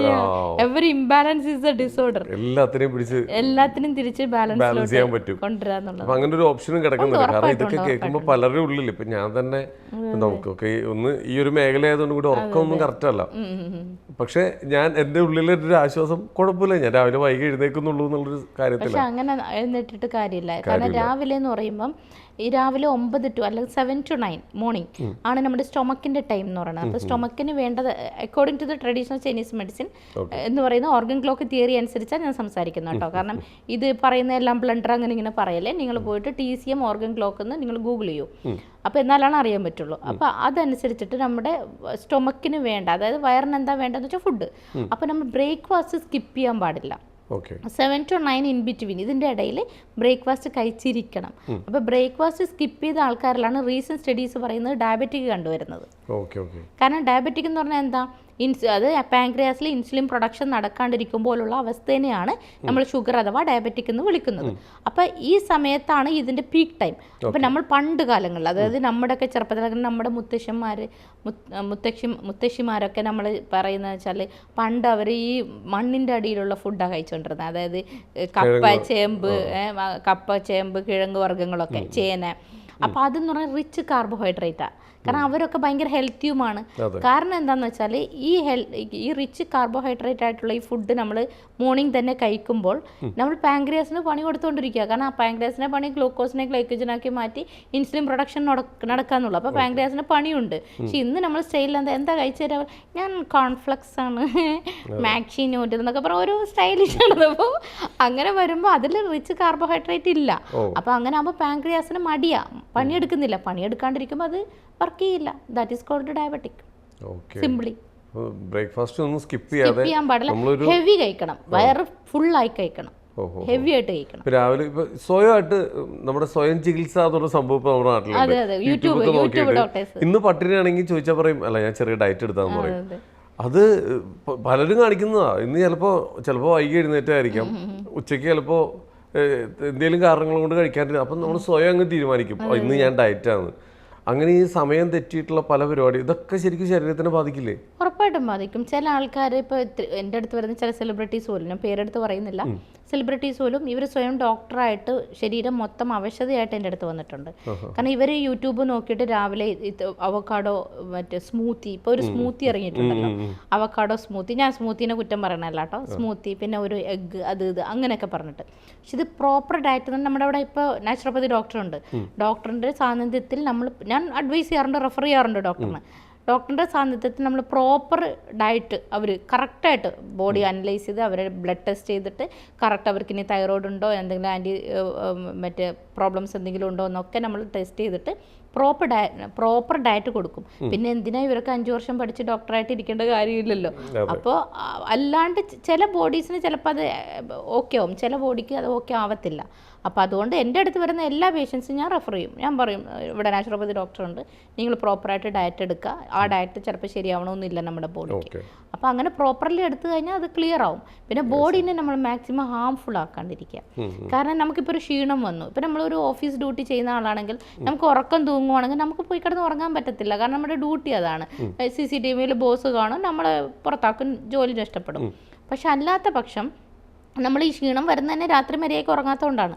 അല്ലാത്ത പക്ഷം നമ്മളൊരു വീട്ടിലിപ്പോൾ വെറുതെ ഇരിക്കുന്നതാണെങ്കിൽ നമുക്കിപ്പോൾ എന്താ കഴിക്കാൻ തോന്നണം അത് കഴിക്കുക, ഹെൽത്തി ഫുഡ് കഴിക്കുക, ഉറങ്ങാൻ തോന്നുന്നു ഉറങ്ങുക, ഇനി കുറച്ച് നേരം ഇരിക്കാൻ തോന്നുന്നു, ബോഡി പറയാണ് എനിക്ക് കുറച്ച് റെസ്റ്റ് വേണം എന്ന്. പക്ഷെ നമ്മൾ എന്താ പറയുക, അയ്യോ റെസ്റ്റ് എടുക്കല്ലേ, എനിക്ക് ഓടാനുണ്ട്, അടുത്ത ഡ്യൂട്ടിക്ക് പോകാനുള്ളതാ. അപ്പം എല്ലാവരും അതെ, പൈസ ഉണ്ടാക്കാനുള്ള തന്ത്രപ്പാടിലും ജോലിക്കുള്ള ഓട്ടത്തിലാണ്. പൈസ വേണം, വേണ്ടെന്നല്ല. പക്ഷെ കുറേ ഇപ്പം ഒത്തിരി പ്രവാസികൾ വരുന്നുണ്ട്, കുറേ സഹോദരന്മാർ, എൻ്റെ അച്ഛൻ്റെ പ്രായമുള്ള ആൾക്കാരൊക്കെ വന്നു വെച്ചാൽ അവർ കുടുംബത്തിന് വേണ്ടി ഈ ശരീരം മൊത്തം കളഞ്ഞ് പണിയെടുത്ത് ലാസ്റ്റ് ആ കിട്ടുന്ന പൈസ മൊത്തം ഇവർ കൊണ്ട് ഹോസ്പിറ്റലിൽ കളയുക. അപ്പോൾ അതുകൊണ്ട് നമ്മൾ കുറേ കൂടി അഡ്വാൻസ്ഡാണ്. ഇന്നത്തെ കുട്ടികൾക്കൊക്കെ പെട്ടെന്ന് പറഞ്ഞാൽ മനസ്സിലാവും. പലരും ChatGPT മുതൽ എല്ലാം നോക്കി ജീവിക്കുന്ന ആൾക്കാരാണ്. അപ്പോൾ അവർ കുറേ കൂടി അലേർട്ടായിട്ടിരിക്കുക. കാരണം നമ്മൾ ചത്ത് കുറേ പണിയെടുത്തിട്ടൊന്നും ഒരു കാര്യമില്ല. ഇന്നത്തെ കാലത്ത് പിള്ളേർക്ക് സെൽഫ് ലവ് ഇല്ല, സെൽഫ് ഹെൽത്ത് ഇല്ല, ഒരു മീ ടൈം എടുക്കുന്നില്ല. എല്ലാം മറ്റുള്ളവർക്ക് വേണ്ടിയും അവരുടെ എൻജോയ്മെൻറ്റ് എന്ന് പറഞ്ഞാൽ ഫ്രണ്ട്സിൻ്റെ കൂടെയുള്ള എൻജോയ്മെൻറ്റ്സ്. ഈ എൻജോയ്മെൻറ്റിൽ അവർ എൻജോയ് ചെയ്യുന്നുണ്ടെങ്കിലും അവരുടെ ഹെൽത്തി ആയിട്ടുള്ളൊരു എൻജോയ്മെൻ്റ് ആണോ എന്ന് ചിന്തിക്കുന്നില്ല. പലരും ഡ്രഗ്സിന് അഡിക്റ്റഡ് ആണ്. അപ്പോൾ അത് സെൽഫ് ഒരു എൻജോയ്മെൻ്റ് ആണെങ്കിലും അത് ഹെൽത്തി ആയിട്ടുള്ള എൻജോയ്മെൻ്റ് അല്ലല്ലോ. ഡ്രഗ് അടിച്ചുകൊണ്ട് എൻജോയ്മെൻറ്റ് കൂടാ, കള്ളു കുടിക്കാനായിട്ട് കൂടിയിട്ട് എൻജോയ്മെൻറ്റ് കൂടാ, ഇതൊന്നും ഹെൽത്തി എൻജോയ്മെൻ്റ് അല്ല. ഒരുപാട് ഈ സിന്തറ്റിക് ഡ്രഗുകളൊക്കെ വിപണിയിലുണ്ട്. അതുപോലെ തന്നെ ഇപ്പം ഈ കഞ്ചാവ് ഉൾപ്പെടെയുള്ള MDMA ഇതെല്ലാം ഒരു വിഭാഗം കുട്ടികളൊക്കെ ഇതിനടിമപ്പെട്ടിട്ടുണ്ട്. കുട്ടികൾ മാത്രമല്ല മുതിർന്നവരെല്ലാവരും ഉണ്ട്. കുട്ടികളെ മാത്രം കുറ്റം പറയാൻ പറ്റില്ല. ഒരു ഇതാ പറഞ്ഞ എന്തായാലും അതിൻ്റെ ഒരു എഫക്റ്റ് ഒരു ബോഡീനെ ബാധിച്ചിട്ടുണ്ടാവും. ഒരു സൈഡ് എഫക്റ്റ് എന്തായാലും കിട്ടിയിട്ടുണ്ടാവും. ഒരിക്കലും യൂസ് ചെയ്യാൻ പാടില്ലാത്ത സംഭവങ്ങളാണ്. ഇനിയിപ്പോൾ സെൽഫായിട്ട് അവൻ വിചാരിക്കുകയാണ് ഓക്കെ ഞാനൊന്ന് നന്നായേക്കാം എന്ന് വിചാരിച്ചു കഴിഞ്ഞാൽ, ഇപ്പോൾ നമ്മുടെ സ്ഥാപനത്തിൽ വന്നു കഴിഞ്ഞാൽ ഈ കാര്യം തുറന്ന് പറഞ്ഞു കഴിഞ്ഞാൽ നമുക്ക് വീണ്ടും ബാക്ക് ടു ബാലൻസ് കൊണ്ടുവരാൻ പറ്റും. ഉറപ്പായിട്ടും. ഈവൻ ഇപ്പോൾ ഈ 2-3 ദിവസം മുമ്പ് പാരൻസ് ഒരു മോർണിംഗ് കൊണ്ടുവന്നു. ഒരു കോട്ടയത്തു നിന്നാണ് വന്നത്. അപ്പോൾ അവർ വന്നതെന്ന് വെച്ചാൽ ഇത് കേൾക്കുന്നവർക്ക് അവർക്ക് മനസ്സിലാവും അവരെക്കുറിച്ചാണെന്ന്, ഞാൻ പേര് പറയുന്നില്ല. ആക്ച്വലി ഈ കൊച്ചിനെ നിർത്തണമെന്നുണ്ട്, പക്ഷെ നിർത്താൻ പറ്റുന്നില്ല. ഇപ്പം താങ്കൾ പറയില്ല അവർ സ്വയമതയാ വിചാരിക്കണം നിർത്തണമെന്ന്, പക്ഷെ അങ്ങനെ പറ്റാത്ത ആൾക്കാർക്കും അവിടെ ഡി അഡിക്ഷൻ പോയിന്റ്സ് ഉണ്ട് അക്യുപഞ്ചറിൽ. ഒരു ഓറിക്കുലർ തെറാപ്പി എന്നാ പറയാം. ചെവിയിലാണ് അതിൻ്റെ പോയിന്റ്സ് വരുന്നത്, ഡി അഡിക്ഷൻ പോയിന്റ്സ്. കയ്യിലും ഒക്കെ പോയിന്റ്സ് ഉണ്ട്. പക്ഷേ ഈ ഡി അഡിക്ഷൻ പോയിന്റ്സ് നമ്മൾ ചെയ്യുമ്പോൾ ഇപ്പോൾ ഏതൊരു സാധനം ഒരു നല്ല ടേസ്റ്റി ആയിട്ടുള്ള ഒരു ഫുഡ് കിട്ടുമ്പോഴാണ് നമ്മൾ ചോറധികം കഴിക്കുക. കറി നല്ലതാണെങ്കിൽ ചോറധികം കഴിക്കും. വെറുതെ ചെറിയൊരു ചമ്മന്തി ആണെങ്കിൽ ചിലപ്പം ചോറധികം കഴിക്കണമെന്നില്ല. അപ്പോൾ ടേസ്റ്റിയാണ് നമ്മൾ കൂടുതൽ കഴിപ്പിക്കുന്നത്. അപ്പോൾ ഈ ഡി അഡിക്ഷൻ ചെയ്ത് കഴിഞ്ഞാൽ ഇവർക്ക് ടേസ്റ്റ് അറിയാൻ പറ്റത്തില്ല കഴിക്കുന്നതിൻ്റെ. ഇപ്പോൾ ഡ്രഗ്സ് ആയാലും അപ്പോൾ അവർക്ക് എന്ത് ചെയ്യാൻ പറ്റില്ല. അധികം ഇപ്പോൾ സ്മോക്കിംഗ് അഡിക്ഷൻ ഉണ്ട്, ആൽക്കഹോൾ അഡിക്ഷൻ ഉണ്ട്, ഈ ഡ്രഗ് അഡിക്ഷൻ ഉണ്ട്, ഈവൻ സ്ക്രീൻ അഡിക്ഷൻ ഉണ്ട്, പിന്നെ അതുപോലെ പോൺ വീഡിയോ പോലെയുള്ള കാര്യങ്ങളുടെ അഡിക്ഷൻസ് ഉണ്ട്. ഈ എല്ലാ അഡിക്ഷൻസിനും നമുക്ക് ട്രീറ്റ്മെൻറ്റ് ഉണ്ട്, മീൻസ് ഡി അഡിക്ഷൻ ഉണ്ട്. ഇനി അവർ സ്വമേധയാ പറയാണ് ഞാൻ ഇതൊക്കെ അഡിക്ഷൻ ആയിരുന്നു, എനിക്കിത് നിർത്തണം എന്ന് പറഞ്ഞാൽ, അല്ലെങ്കിൽ നിർത്തി എൻ്റെ ശരീരത്തിൽ ഇത്രയും അഫക്റ്റായി, ഞാൻ ഇത്ര ദിവസം ഇന്നത് വെച്ച് തിന്നിട്ടുണ്ട് അല്ലെങ്കിൽ കഴിച്ചിട്ടുണ്ട്. അപ്പം അതിൻ്റെ ഒരു ഡീടോക്സിഫിക്കേഷൻ എന്ന് പറഞ്ഞിട്ട് അവിടെ നമുക്കുണ്ട്. ഈവൻ ഇപ്പോൾ സ്മോക്കിംഗ് ആണെങ്കിൽ നമുക്ക് ലങ്ങിനെ ബാധിക്കാം, ലങ് ഡീടോക്സിഫിക്കേഷൻ ഉണ്ട്. ഇപ്പോൾ ആൽക്കഹോൾ ആണെങ്കിൽ ലിവറിനെ ബാധിക്കാം. അപ്പോൾ അതിൻ്റെ ഡീടോക്സിഫിക്കേഷൻ മെത്തേഡ് ഉണ്ട്. അപ്പോൾ അതെല്ലാം ക്ലിയർ ആയിട്ട് അവിടെ നമുക്ക് വിഷ്വലി കാണാൻ പറ്റും ശരീരത്തിന് എത്രമാത്രം. അവിടെ ഒരു ഇലക്ട്രോളിസിസ് എന്ന് പറഞ്ഞിട്ടൊരു കാല് വെള്ളത്തിലിറക്കി വെച്ചിട്ടുള്ളൊരു ട്രീറ്റ്മെൻറ്റ് മെത്തേഡ് ഉണ്ട്. ഇതിനൊക്കെ സയൻറ്റിഫിക്കലി ആയിട്ടുള്ള ട്രീറ്റ്മെൻറ്റാണ്. ഇത് കാണുമ്പം നമ്മൾ വെറും വെള്ളത്തിൽ ഒരു ഉപ്പ് മാത്രമേ ഇടുന്നുള്ളൂ, ഇത്രയും കളർ ചേഞ്ചസ്, ചിലരുടെയൊക്കെ ബ്ലാക്ക് ബ്രൗൺ കളറായി മാറും. അപ്പം അത്രയും ഡീടോക്സ് ചെയ്ത് പോകുന്നുണ്ട്. പോൺ വീഡിയോ അത് അഡിക്ഷൻ എന്ന് പറഞ്ഞില്ല. അതെ അതെ അതെ, അത് ശരിക്കും അങ്ങനെ ഒരു അഡിക്ഷൻ ഉണ്ടല്ലേ? ഉണ്ടെന്ന് എനിക്കറിഞ്ഞൂടാ. കാരണം എന്ന് വെച്ചാൽ നമ്മുടെ അടുത്ത് പാരൻസ് കൊണ്ടുവരികയാണ്. ഇവരുടെ ഉറപ്പായിട്ടും ഇവർ പറയുന്നതെന്ന് വെച്ചാൽ ഇവർ പബ്ലിക്കിന് മുമ്പിൽ വന്നിരിക്കൂല. ഇപ്പൊ വീട്ടിലൊരു ഗസ്റ്റ് വന്ന് ഹോളിൽ വന്നിരിക്കൂല. ഇവർക്ക് എപ്പോഴും ഇഷ്ടം ഒറ്റയ്ക്കിരിക്കാനാ, ഒറ്റയ്ക്കൊരു റൂമിൽ പോയിരിക്കാനാ. അപ്പൊ ഇവർ ചോദിക്കുമ്പോൾ ഗെയിം കളിക്കുക എന്ന് പറഞ്ഞാൽ ഇവര് +2 പഠിക്കുന്ന കുട്ടിയത് ഇത് കണ്ടുപിടിക്കുന്നത് എഞ്ചിനീയറിംഗ് പഠിക്കുന്ന ജ്യേഷ്ഠനാണ് ഇത് കണ്ടുപിടിക്കുന്നത്. മൊബൈലിൽ ഇത്രയും ടൈപ്പ് ഓഫ് വീഡിയോസ് ഒക്കെ ഉണ്ട്, ഇതുപോലത്തെ വീഡിയോസ് ഒക്കെ ഉണ്ട്. അപ്പോൾ ഇതിന് ഭയങ്കര അഡിക്ഷനായി പോകുന്ന ഒരു അവസ്ഥയാണത്. ഇത് അഡിക്ഷനായിട്ട് ഇവരുടെ ഒരു പ്രോബ്ലംസ് എന്താണെന്ന് വെച്ചാൽ ഞാനിപ്പോൾ ഓപ്പണായിട്ട് പറയാം. 12ാം ക്ലാസ്സിൽ പഠിക്കുന്ന +2 പഠിക്കുന്ന ഒരു കുട്ടിക്ക് ഈ പോൺ വീഡിയോ കണ്ട് അഡിക്ഷനായിട്ട് കംപ്ലീറ്റ്ലി ഒരു ദിവസം 4 to 5 എബോ ടൈംസിൽ മാസ്റ്റർബേഷൻ ചെയ്യും. ഈ മാസ്റ്റർബേഷൻ ചെയ്തിട്ട് ഇവർക്ക് വേദന വന്നിട്ട് നെട്ടലിൻ്റെ ലംബാർ സെക്ഷൻസിൽ ഭയങ്കര കംപ്രഷൻ വന്നു പോയ അവസ്ഥ. കാരണം മാസ്റ്റർബേഷൻ എന്ന് പറയുമ്പോൾ അറിയാം, അത് ആ ഒരു ഫോഴ്സ് ഫ്രണ്ടിലോട്ട് എടുക്കുന്ന സമയത്ത് അതിൻ്റെ ഫുൾ ഫ്ലൂയിഡ് പ്രോബ്ലംസ് ഒക്കെ പോകുന്നത് ഫ്രണ്ടിൽ കൂടിയാണെങ്കിൽ നമ്മുടെ നെട്ടലിൻ്റെ ആ ഒരു ഫ്ലൂയിഡിനെയും കൂടി അത് ബാധിക്കുന്നുണ്ട്. ഇതാരും അറിയുന്നില്ല എന്നേ ഉള്ളൂ. അപ്പോൾ അത്ര പോലും പ്രശ്നങ്ങൾ കൊണ്ട് എനിക്ക് ഈ റീസൺ കണ്ടുപിടിക്കാൻ ഒരുപാട് ബുദ്ധിമുട്ടി. ഇപ്പം നമ്മുടെ ഒരു ട്രീറ്റ്മെൻറ്റ് എന്ന് പറയുന്നത് റൂട്ട് കോസ് നോക്കിയ ട്രീറ്റ്മെൻറ്റ് ചെയ്യണം. അതായത് മൂലകാരണത്തെയാണ് നമ്മൾ ചികിത്സിച്ചെടുക്കുന്നത്. അപ്പോൾ 17 വയസ്സുള്ള ഒരു കുട്ടി ഇത്രയും സിവിയർ നടുവേദന എന്താ വെച്ചാൽ നടക്കാൻ പറ്റില്ല. ഒരാൾ താങ്ങിക്കൊണ്ടാണ് വന്നത്, 2 പേര്. ഞാൻ ചോദിച്ചു, മോനെ എവിടെയെങ്കിലും വീണോ, ഫുട്ബോൾ കളിക്കുന്നുണ്ടോ, തെന്നി വീണോ, പിള്ളേരാരെങ്കിലും പുറത്തോട്ട് ചവിട്ടിയോ, ഇതൊക്കെ ചോദിച്ചിട്ടും ഇങ്ങനത്തെ യാതൊരു റീസണും ഇല്ല. അവസാനം ചോദിച്ച് വന്നപ്പോഴാണ് മനസ്സിലാവുന്നത് ഇങ്ങനത്തെ വീഡിയോസിൽ അഡിക്ഷൻ ആണെന്നും ഒരു ദിവസം ഒരു 5 to 10 ടൈംസ് മാസ്റ്റർബേഷൻ ചെയ്യുന്നൊക്കെ ഉള്ളത്. അപ്പോൾ അങ്ങനെയൊക്കെ ഉള്ള ആൾക്കാരും ഉണ്ട്. അപ്പോൾ അങ്ങനെ വരുമ്പോൾ ഇപ്പോഴത്തെ തലമുറ എങ്ങോട്ടാ പോകുന്നതെന്ന് ഞാൻ തന്നെ ബ്ലണ്ടറായി പോയൊരു അവസ്ഥയായിരുന്നു പറഞ്ഞത്. ഇനി അങ്ങനെ ഒരു അഡിക്ഷനിൽ ആരെങ്കിലും ഇത് കാണുന്നുണ്ടെങ്കിൽ എത്രയും പെട്ടെന്ന് നിർത്തണം. കാരണം അത് അറിഞ്ഞോണ്ടല്ല ഒന്നിൽ അഡിക്റ്റഡ് ആയി കഴിഞ്ഞാൽ അത് വീണ്ടും കാണാനുള്ളൊരു ദ്വര വരികയാണ്. That means that is addiction. ഇതിന് ഡി അഡിക്ഷൻ നല്ല രീതിയിലുണ്ട്. നമുക്ക് ഇവിടെ വരാം, ട്രീറ്റ്മെന്റ് എടുക്കാം. ഓക്കെ. അതേപോലെ തന്നെ ഇത് പറഞ്ഞുകൊണ്ട് പറയാണ്, ഈ സെക്ഷൽ പരമായിട്ടുള്ള പല അസുഖങ്ങളും പല ഡിസീസും ഇവരാരും പുറത്ത് പറയില്ല. അത് ചർച്ച ചെയ്യാൻ പോലും അവർക്ക് തമ്മിൽ ചർച്ച ചെയ്യാൻ പോലും മടിയായിരിക്കും, പേടിയായിരിക്കും. പുറത്തൊരാളോട് പറയാൻ നാണക്കേട് പലരും ഉള്ളിൽ തന്നെ വെച്ചുകൊണ്ട് നടക്കുകയാണ്. പിന്നെ അത് പല രീതിയിൽ കുട്ടികൾ അത് ഇല്ലാതാവുക, പല കുടുംബങ്ങളും തകർന്നു പോകുന്ന രീതിയിൽ പ്രശ്നങ്ങളാവുന്നുണ്ട്. ഇങ്ങനെയൊക്കെ നമുക്ക് ഇതിൻ്റെയൊക്കെ ചികിത്സാ രീതികൾ നമുക്കുണ്ട്. തീർച്ചയായിട്ടും. കാരണം എന്ന് വെച്ചാൽ നമുക്ക് റീപ്രൊഡക്റ്റീവ് പ്രോബ്ലംസ്, ഇപ്പോൾ ഫോർ എക്സാമ്പിൾ കുട്ടികളില്ലാത്ത അവസ്ഥ ഉള്ള ആൾക്കാർ, ഇൻഫെർട്ടിലിറ്റി ട്രീറ്റ്മെൻറ്റ്, അത് മെയിൽ ഫാക്ടർ ആവാം, ഫീമെയിൽ ഫാക്ടർ ആവാം. അതിന് സയൻറ്റിഫിക്കലി പ്രൂവൺ ആയിട്ടുള്ള ഗൈനിക് അക്യുപഞ്ചർ എന്ന് പറഞ്ഞൊരു സിസ്റ്റം ഉണ്ട്. ഇപ്പോൾ ഈ ഗൈനിക് അക്യുപഞ്ചർ എന്നുള്ളൊരു സിസ്റ്റത്തെ പറയുമ്പോൾ വീണ്ടും ഏറി കയറാൻ സാധ്യതയുള്ളൊരു വേർഡ് ഇന്നാളൊരു പ്രസവമായിട്ട് ബന്ധപ്പെട്ടൊരു ഇഷ്യൂ അക്യുപഞ്ചറിലുണ്ടായിരുന്നു. പക്ഷേ നമ്മുടെ ക്ലിനിക്കിൽ എവിടെയും പ്രസവം എടുക്കുന്ന ചികിത്സയല്ല. അത് ഏതോ ഒരു അക്യുപഞ്ചറിൽ അവർ വീട്ടിൽ പ്രസവിച്ചു എന്നും പറഞ്ഞിട്ട് ഇഷ്യൂ ഉണ്ടാക്കിയതാണ്. അന്ന് ഞാൻ മനോരമ ചാനൽ ചർച്ചക്കൊക്കെ പോയിരുന്നു. അന്ന് ഏറിനിറങ്ങാൻ 6 മാസത്തോളം എടുത്തു. നമ്മൾ ചെയ്ത് തൻ്റേതല്ലാത്ത കാരണത്താന്ന് പറഞ്ഞ പോലത്തെ അവസ്ഥയാണ്. അപ്പോൾ ഇത് ഇങ്ങനത്തെ പ്രോബ്ലംസിന് നമുക്ക് ട്രീറ്റ്മെൻ്റ് ഉണ്ട്. ഇപ്പം അവിടെ ഇപ്പം ഷുഗർ കൂടുതലായി കഴിഞ്ഞാൽ ചില ആൾക്കാർക്ക് നെർവൽ ഇഷ്യൂസ് വന്നിട്ട് സെക്ഷൽ ഡിസ്ഫങ്ഷൻ വരുന്ന ഇറക്ടൈൽ ഡിസ്ഫങ്ഷൻ വരുന്ന ആൾക്കാരുണ്ട്, പ്രത്യേകിച്ച് മെയിലിന്. ഇനി ഫീമെയിൽക്കായാലും ഈ പറഞ്ഞ കുറച്ച് ഓർഗാസം പ്രോബ്ലംസും കാര്യങ്ങളൊക്കെ ഉള്ള ആൾക്കാരുണ്ട്. അതും ഈ ഈസ്ട്രജൻ്റെ അളവിൻ്റെ വേരിയേഷൻ, മെനോപോസ് കഴിഞ്ഞ സ്ത്രീകളിൽ ഇലാസ്റ്റിസിറ്റി പ്രശ്നങ്ങൾ, ഇതൊക്കെ വരുമ്പോൾ മാത്രമല്ല ഇപ്പോൾ കണ്ടുവരുന്ന ഏറ്റവും വലിയ പ്രോബ്ലംസ് എന്ന് പറയുന്നത് ഫംഗൽ ഇൻഫെക്ഷൻ കാര്യങ്ങളൊക്കെ, പിന്നെ വൈറ്റ് ഡിസ്ചാർജ് പ്രോബ്ലംസ് കൊണ്ട് യൂറിനറി ഇൻഫെക്ഷൻ വന്നിട്ട് ഇൻഫെക്ഷൻ കൂടി അത് ചില കേസസിൽ പടരാൻ സാധ്യതയുണ്ട്. അപ്പോൾ അങ്ങനെ ട്രീറ്റ്മെൻറ്റ് ചെയ്യുമ്പം പൊതുവേ അലോപ്പതിയിലായാലും അവർ മരുന്നോ ഓയിൻമെൻറ്റോ കൊടുക്കുമ്പോൾ രണ്ടുപേരും ചെയ്യാനാണ് പറയുന്നത് ട്രീറ്റ്മെൻറ്റ്. കാരണം അവർ ഇൻ്റർകോസ് ചെയ്യുമ്പോൾ സ്വാഭാവികമായിട്ട് ഇത് പടരും. അപ്പോൾ അതുകൊണ്ട് അത്തരം തരത്തിലുള്ള ഈ ഇൻഫെക്ഷനെ മാറ്റാനുള്ള ട്രീറ്റ്മെൻറ്റ് കാര്യങ്ങളൊക്കെ നമ്മുടെ ക്ലിനിക്കിലുണ്ട്, നല്ല രീതിയിൽ തന്നെ കൊടുക്കാറുണ്ട്. ഇപ്പം നമ്മുടെ നാട്ടിൽ ഇപ്പോൾ കേട്ടുവരുന്ന ഏറ്റവും പേടിപ്പിക്കുന്ന ഒരു വാർത്തയാണ് HIV പോലുള്ള അസുഖങ്ങൾ ഭയങ്കരമായിട്ട് സ്പീഡിൽ സ്പ്രെഡ് ആയിക്കൊണ്ടിരിക്കുകയാണ്. അത് ഒരു പാർട്ട്ണർ മാത്രമല്ല പലരുമായിട്ടുള്ള ഈ ബന്ധങ്ങൾ കൊണ്ടാണ്. അപ്പോൾ ശരിക്കും ഇതെല്ലാം അലേർട്ടായിരിക്കണം. ഇനി അങ്ങനെ എന്തെങ്കിലും സംഭവിച്ചിട്ടുണ്ടെങ്കിൽ നമുക്ക് ട്രീറ്റ്മെന്റ് ചെയ്യാനുള്ള ഒരു ഓപ്ഷൻ ഉണ്ട്.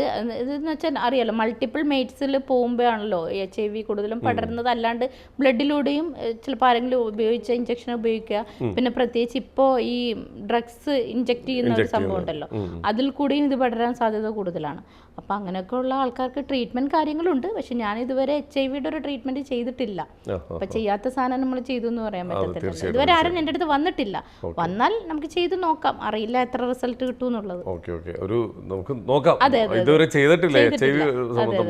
ഇതുവരെ സെക്ഷലി ട്രാൻസ്മിറ്റഡ് ആയിട്ടുള്ള ഡിസീസിനെ ട്രീറ്റ് ചെയ്തിട്ടുണ്ട്, HIV ചെയ്തിട്ടില്ല.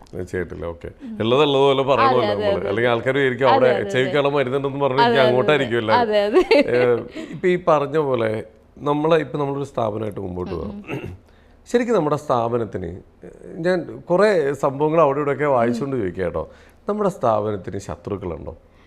ശത്രുക്കളുണ്ടോയെന്ന് വെച്ചാൽ അത് മാത്രമേ ഉള്ളൂ.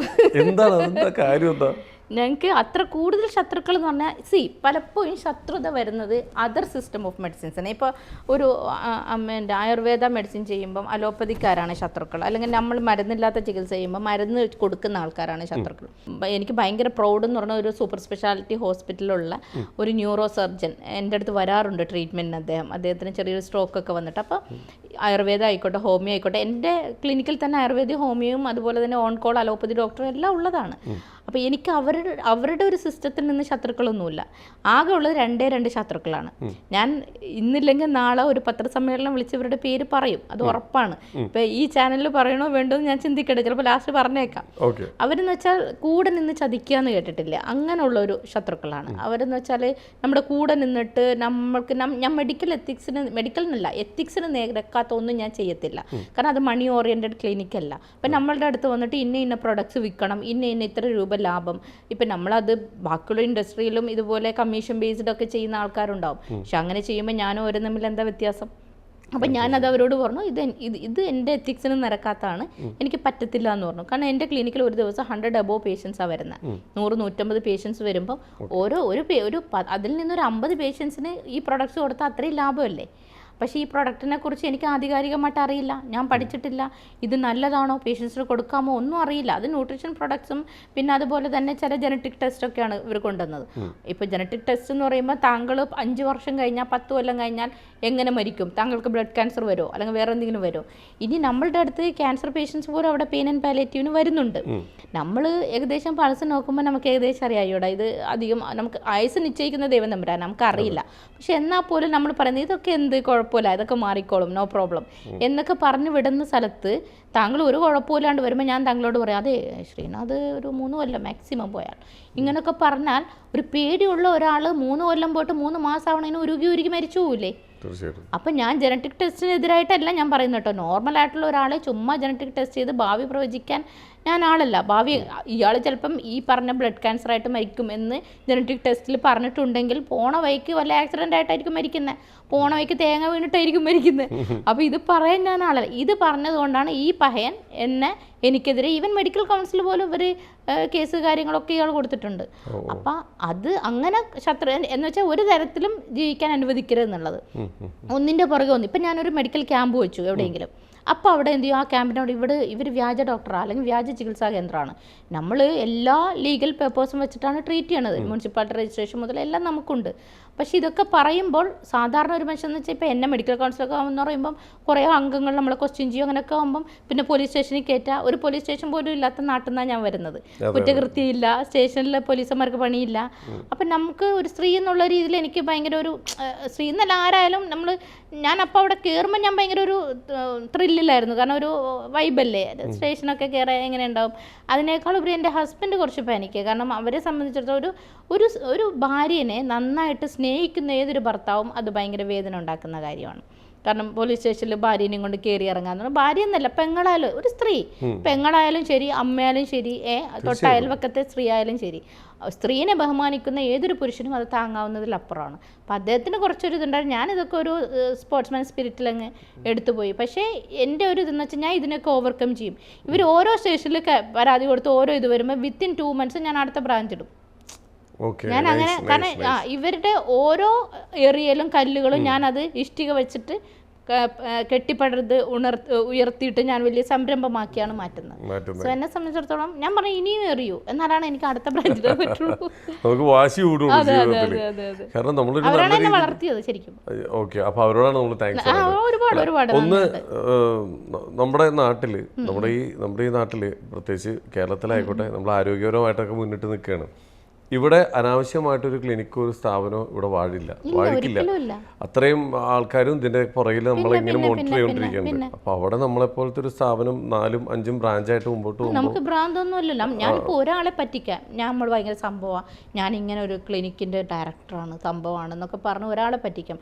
ലോകം മൊത്തം എനിക്ക് പറ്റിച്ചുകൊണ്ട് നടക്കാൻ പറ്റില്ലല്ലോ. ഞാനൊരു സോഷ്യൽ മീഡിയ ഇൻഫ്ലുവൻസറും കൂടിയാണ്. 24/7 ഞാൻ സോഷ്യൽ മീഡിയയിലുണ്ട്, ഫുൾ ടൈം ലൈവാണ്. ഇനി വെറുതെ ബാക്ക് ടു ബാലൻസ് അടിച്ചാൽ എൻ്റെ ക്ലിനിക്ക് വരുന്ന പറ്റും. ഗൂഗിൾ മാപ്പ് ഉണ്ട്. അപ്പോൾ 1 lakh ഫോളോവേഴ്സ് യൂട്യൂബിലുണ്ട്, 1 lakh ഫോളോവേഴ്സ് ഫേസ്ബുക്കിലുണ്ട്. അപ്പോൾ ഇത്രയും ഫോളോവറായിട്ടുള്ള ഞാൻ ഇത്രയും 4-5 വർഷം മുമ്പ് യൂട്യൂബ് തുടങ്ങി ഇത്രയും ഫോളോവേഴ്സ് എത്തി, അത്രയും പിടിച്ച് നിൽക്കണമെന്നുണ്ടെങ്കിൽ ഇതിന് ഒരു ആധികാരികതയോ ഒരു സയന്റിഫിക്കലയോ ഒരു ലീഗൽ സപ്പോർട്ടും ഇല്ലാണ്ട് നിൽക്കാൻ പറ്റില്ല. തീർച്ചയായിട്ടും.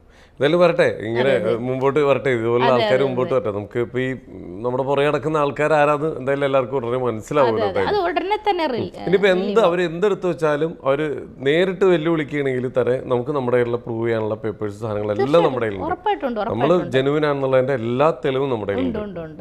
പിന്നെ എന്ത് നോക്കാൻ, അതുകൊണ്ടല്ലേ ഞാൻ ഇങ്ങനെ ഇരിക്കുന്നത്. അത് തന്നെ. എന്തായാലും ഇതുപോലത്തെ വെല്ലുവിളികളും ഇതൊക്കെ ഈ എന്താ പറയാ ചാഞ്ഞ മരത്തല്ലേ ഓടിക്കയറാൻ പറ്റുള്ളൂ എന്ന് പറയുന്ന പോലെ. പിന്നെ പലരും പറയും പിന്നെ മാവുള്ള മരത്തിന്മേൽ ഏറുകൊള്ളൂ. പക്ഷെ ഇത് മാവിന്റെ വേര് വരെ അടിവേര് താണ്ടുന്ന രൂപത്തിലാണ്. വരട്ടെ, നമുക്ക് എന്തായാലും നോക്കാൻ ഇതിലൂടും വരത്തില്ലേ. ഇനിയിപ്പോ നേരത്തെ പറഞ്ഞ പോലെ എനിക്ക് ഞാൻ ഇപ്പോഴൊരു കാര്യം ഓർത്തേ. ഇപ്പൊ ഈ നട്ടലിന്റെ ഒരു കാര്യം പറഞ്ഞില്ലേ, ഇപ്പൊ ഈ ഇങ്ങനെ അടക്കി വെച്ചേക്കുന്ന പോലെ കശേരുക്കളൊക്കെ സർജറി ചെയ്യാതെ നമുക്ക് ശരിയാക്കി എടുക്കാൻ പറ്റുമെന്ന് പറയുന്ന പോലെ എനിക്ക് കുറച്ച് നാളായിട്ട് ഇപ്പൊ ഞാൻ ചെറുപ്പത്തിൽ ഒന്ന് വീണിട്ട് എൻ്റെ നെക്കിന് ചെറിയൊരു ഇങ്ങനെ തിരിയുമ്പോഴൊക്കെ ഒരു സ്റ്റിഫ്നെസ് ഉണ്ടായിരുന്നു. അതുകൊണ്ടാണോ അറിയില്ല, ഇപ്പം ഞാനൊരു ഷൂട്ടിന് സിനിമയുടെ ഒരു ഷൂട്ടിൻ്റെ ഭാഗമായിട്ട് പോയി ഞാൻ കിടന്ന ഹോട്ടലിൽ ഞാൻ ബെഡിൻ്റെ ആണോ എന്താണെന്ന് എനിക്കറിയില്ല, എഴുന്നേറ്റപ്പോൾ എനിക്ക് ഇവിടെ ഒരു പെയിൻ ഉണ്ടായിരുന്നു. ആ പെയിൻ പിന്നെ ഇങ്ങനെ താഴത്തേക്ക് ഇറങ്ങി എനിക്കത് പിന്നെ സഹിക്കാൻ പറ്റാത്ത വേദനയായിട്ട് ഞാൻ കാസർഗോഡായിരുന്നു ചീമേനിയിൽ. അവിടെ ഒരു ഹോസ്പിറ്റലിൽ പോയിട്ട് ഇഞ്ചക്ഷൻ എടുത്തു കഴിഞ്ഞപ്പോൾ എനിക്കത് കുറഞ്ഞേ. എന്നിട്ട് എനിക്ക് കുറേ ടാബ്ലറ്റ്സ് ഒക്കെ തന്നായിരുന്നു, പെയിൻ കില്ലറൊക്കെ ആയിരിക്കാം.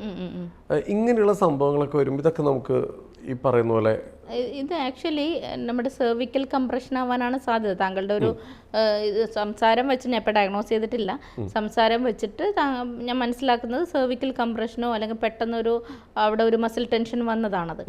അപ്പോൾ അത് നല്ല കംപ്രഷൻ ഉള്ളത് കൊണ്ടേ റേഡിയേറ്റ് ചെയ്ത് ഇറങ്ങുള്ളൂ. താങ്കൾ വെറും കഴുത്തിൻ്റെ വേന എന്ന് പറഞ്ഞിരുന്നെങ്കിൽ നമ്മളതൊരു മസിൽ ടെൻഷനോ ഇൻഫ്ലമേഷനോ എന്ന് പറഞ്ഞു തന്നെ. പക്ഷേ ഇത് റേഡിയേറ്റഡ് പെയിനും ഉണ്ട്. അപ്പോൾ ഉറപ്പായിട്ട് അവിടെ ചെറിയൊരു ബൾജിങ്ങോ കംപ്രഷനോ ഉണ്ടാവാൻ സാധ്യത കൂടുതലാണ്. അപ്പോൾ അതിന് എനിക്ക് തോന്നുന്നു ഇപ്പോൾ ഇവിടെ ഞങ്ങളുടെ കൈറോപ്രാക്ടറും നാച്ചുറോപ്പതി ഡോക്ടറൊക്കെ ഇവിടെ ഉണ്ട്, നമുക്കൊന്ന് ചെയ്ത് നോക്കാന്ന് വിചാരിക്കും. താങ്കൾ വില്ലിംഗ് ആണെങ്കിൽ നമ്മളാരും ഫോഴ്സ്ഫുള്ളി ചെയ്യിപ്പിക്കില്ല. വില്ലിംഗ് ആണെങ്കിൽ അത് ചെയ്യാവുന്നതേ ഉള്ളൂ. ചെയ്തിട്ട് നമുക്ക് ചെയ്യാൻ ഉദ്ദേശിക്കുന്ന വെച്ചാൽ ഒന്നുമില്ല. ഇപ്പം നമുക്ക് താങ്കളിപ്പോൾ നീഡിൽ ചെയ്യണം, ഒരു 20 to half an hour ഇരിക്കണം, വെറുതെ സമയം കളയണ്ട. അപ്പോൾ ഇപ്പോൾ നിലവിൽ പെട്ടെന്നുള്ളൊരു റിലീഫിന് പറ്റുന്നൊരു സാധനം എന്ന് പറയുന്നത് കൈറോപ്രാക്ട്, ബോൺ അലൈൻമെൻറ്റ് കൈറോപ്രാക്ട് എന്നൊക്കെ പറയും. ഈ പൊട്ടിക്കുന്ന സംഭവം തന്നെ. പലരും പറയുന്നത് ടിക് ടിക് ടിക് സൗണ്ട്, അതിന്റെ ആൾക്കാരാണോ ഇരിക്കുന്ന മൊത്തം അതിന്റെ ആൾക്കാരാണ്. അപ്പൊ അത് വെച്ചിട്ട് നമുക്കൊന്ന് ചെയ്ത് നോക്കാം. വേറെ കാര്യം നമ്മുടെ ആക്ച്വലി ഞാൻ ഇപ്പൊ കുറെ നോർത്ത് ഇന്ത്യൻ റീൽസിൽ ഇത് കാണുന്നുണ്ട്, ഇങ്ങനെ പൊട്ടിക്കുകയും ഇതൊക്കെ വെറുതെ ആയിരിക്കും, ഇങ്ങനെയൊക്കെ ചെയ്യാൻ പറ്റുമെന്ന് ഇങ്ങനെ മനസ്സിലുണ്ടായിരുന്നു. ഇത് അതേപോലെ നമ്മൾ പൊട്ടിക്കും. കഴുത്ത് മാത്രമല്ല ഞാൻ പറയാൻ ഉദ്ദേശിക്കുന്നത്, മൊത്തം ഹോൾ ബോഡി പൊട്ടിക്കാൻ പറ്റും. നമ്മൾ അങ്ങനെ ഒരു പോർഷൻ, താങ്കൾക്ക് കഴുത്ത് വേദനയാണെങ്കിൽ കഴുത്തിൽ മാത്രം നമ്മൾ ചെയ്യത്തില്ല, ഹോൾ ബോഡിയിലെ ഹോൾ സ്പൈനെയാണ് നമ്മൾ ഒന്ന് സ്റ്റിമുലേറ്റ് ചെയ്ത് വിടുന്നത്, ഒന്ന് റിലാക്സ് ചെയ്ത് വിടുന്നത്. അപ്പൊ അത് ഇപ്പൊ അതൊന്നും അപ്പൊ എനിക്കിപ്പോ ലാസ്റ്റ് ടൈമിൽ ഇപ്പൊ ഷൂട്ടിന് പോയപ്പോ കിടന്നിട്ട് എഴുന്നേറ്റപ്പോ ഒരു പെയിൻ ഉണ്ടായിരുന്നു. എന്നിട്ട് അങ്ങനെ ഹോസ്പിറ്റലിൽ പോയി ഒരു ഇഞ്ചക്ഷൻ ഒക്കെ എടുത്തിട്ട് ഇപ്പൊ ഇങ്ങനെ കുറഞ്ഞു വരികയാണ്. കറക്റ്റ് ടൈമിലാണ് ഇവരൊക്കെ ഇവിടെ നമ്മുടെ ചുറ്റും എത്തിയേക്കുന്നത്. അപ്പൊ എന്താ ചെയ്യാൻ പോണേ? അപ്പൊ നമ്മളിപ്പോ കൈറോ അലൈൻമെന്റിന്റെ ഒരു ട്രീറ്റ്മെന്റ് ആണ് ചെയ്യാൻ പോകുന്നത്.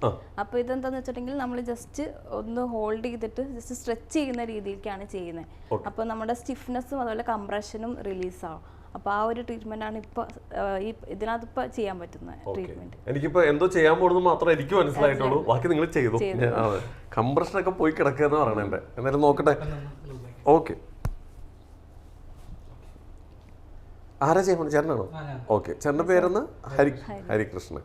ഭയങ്കര ലാലേട്ടൻ ഫാനാട്ടാ. ഇത് വേദനയൊക്കെ ഉണ്ടാവോ? ഇല്ലല്ലേ? അത്ര വേദനയില്ല, എന്നാലും ചെറിയൊരു രീതിയിലുണ്ട്. മറ്റേ ഇഞ്ചക്ഷൻ വെക്കുമ്പോ പറഞ്ഞ പോലെ ഉറുമ്പ് അടിക്കുന്ന വേദനയാണോ? അങ്ങനെ അതിനേക്കാട്ടി കൂടുതലാണല്ലേ?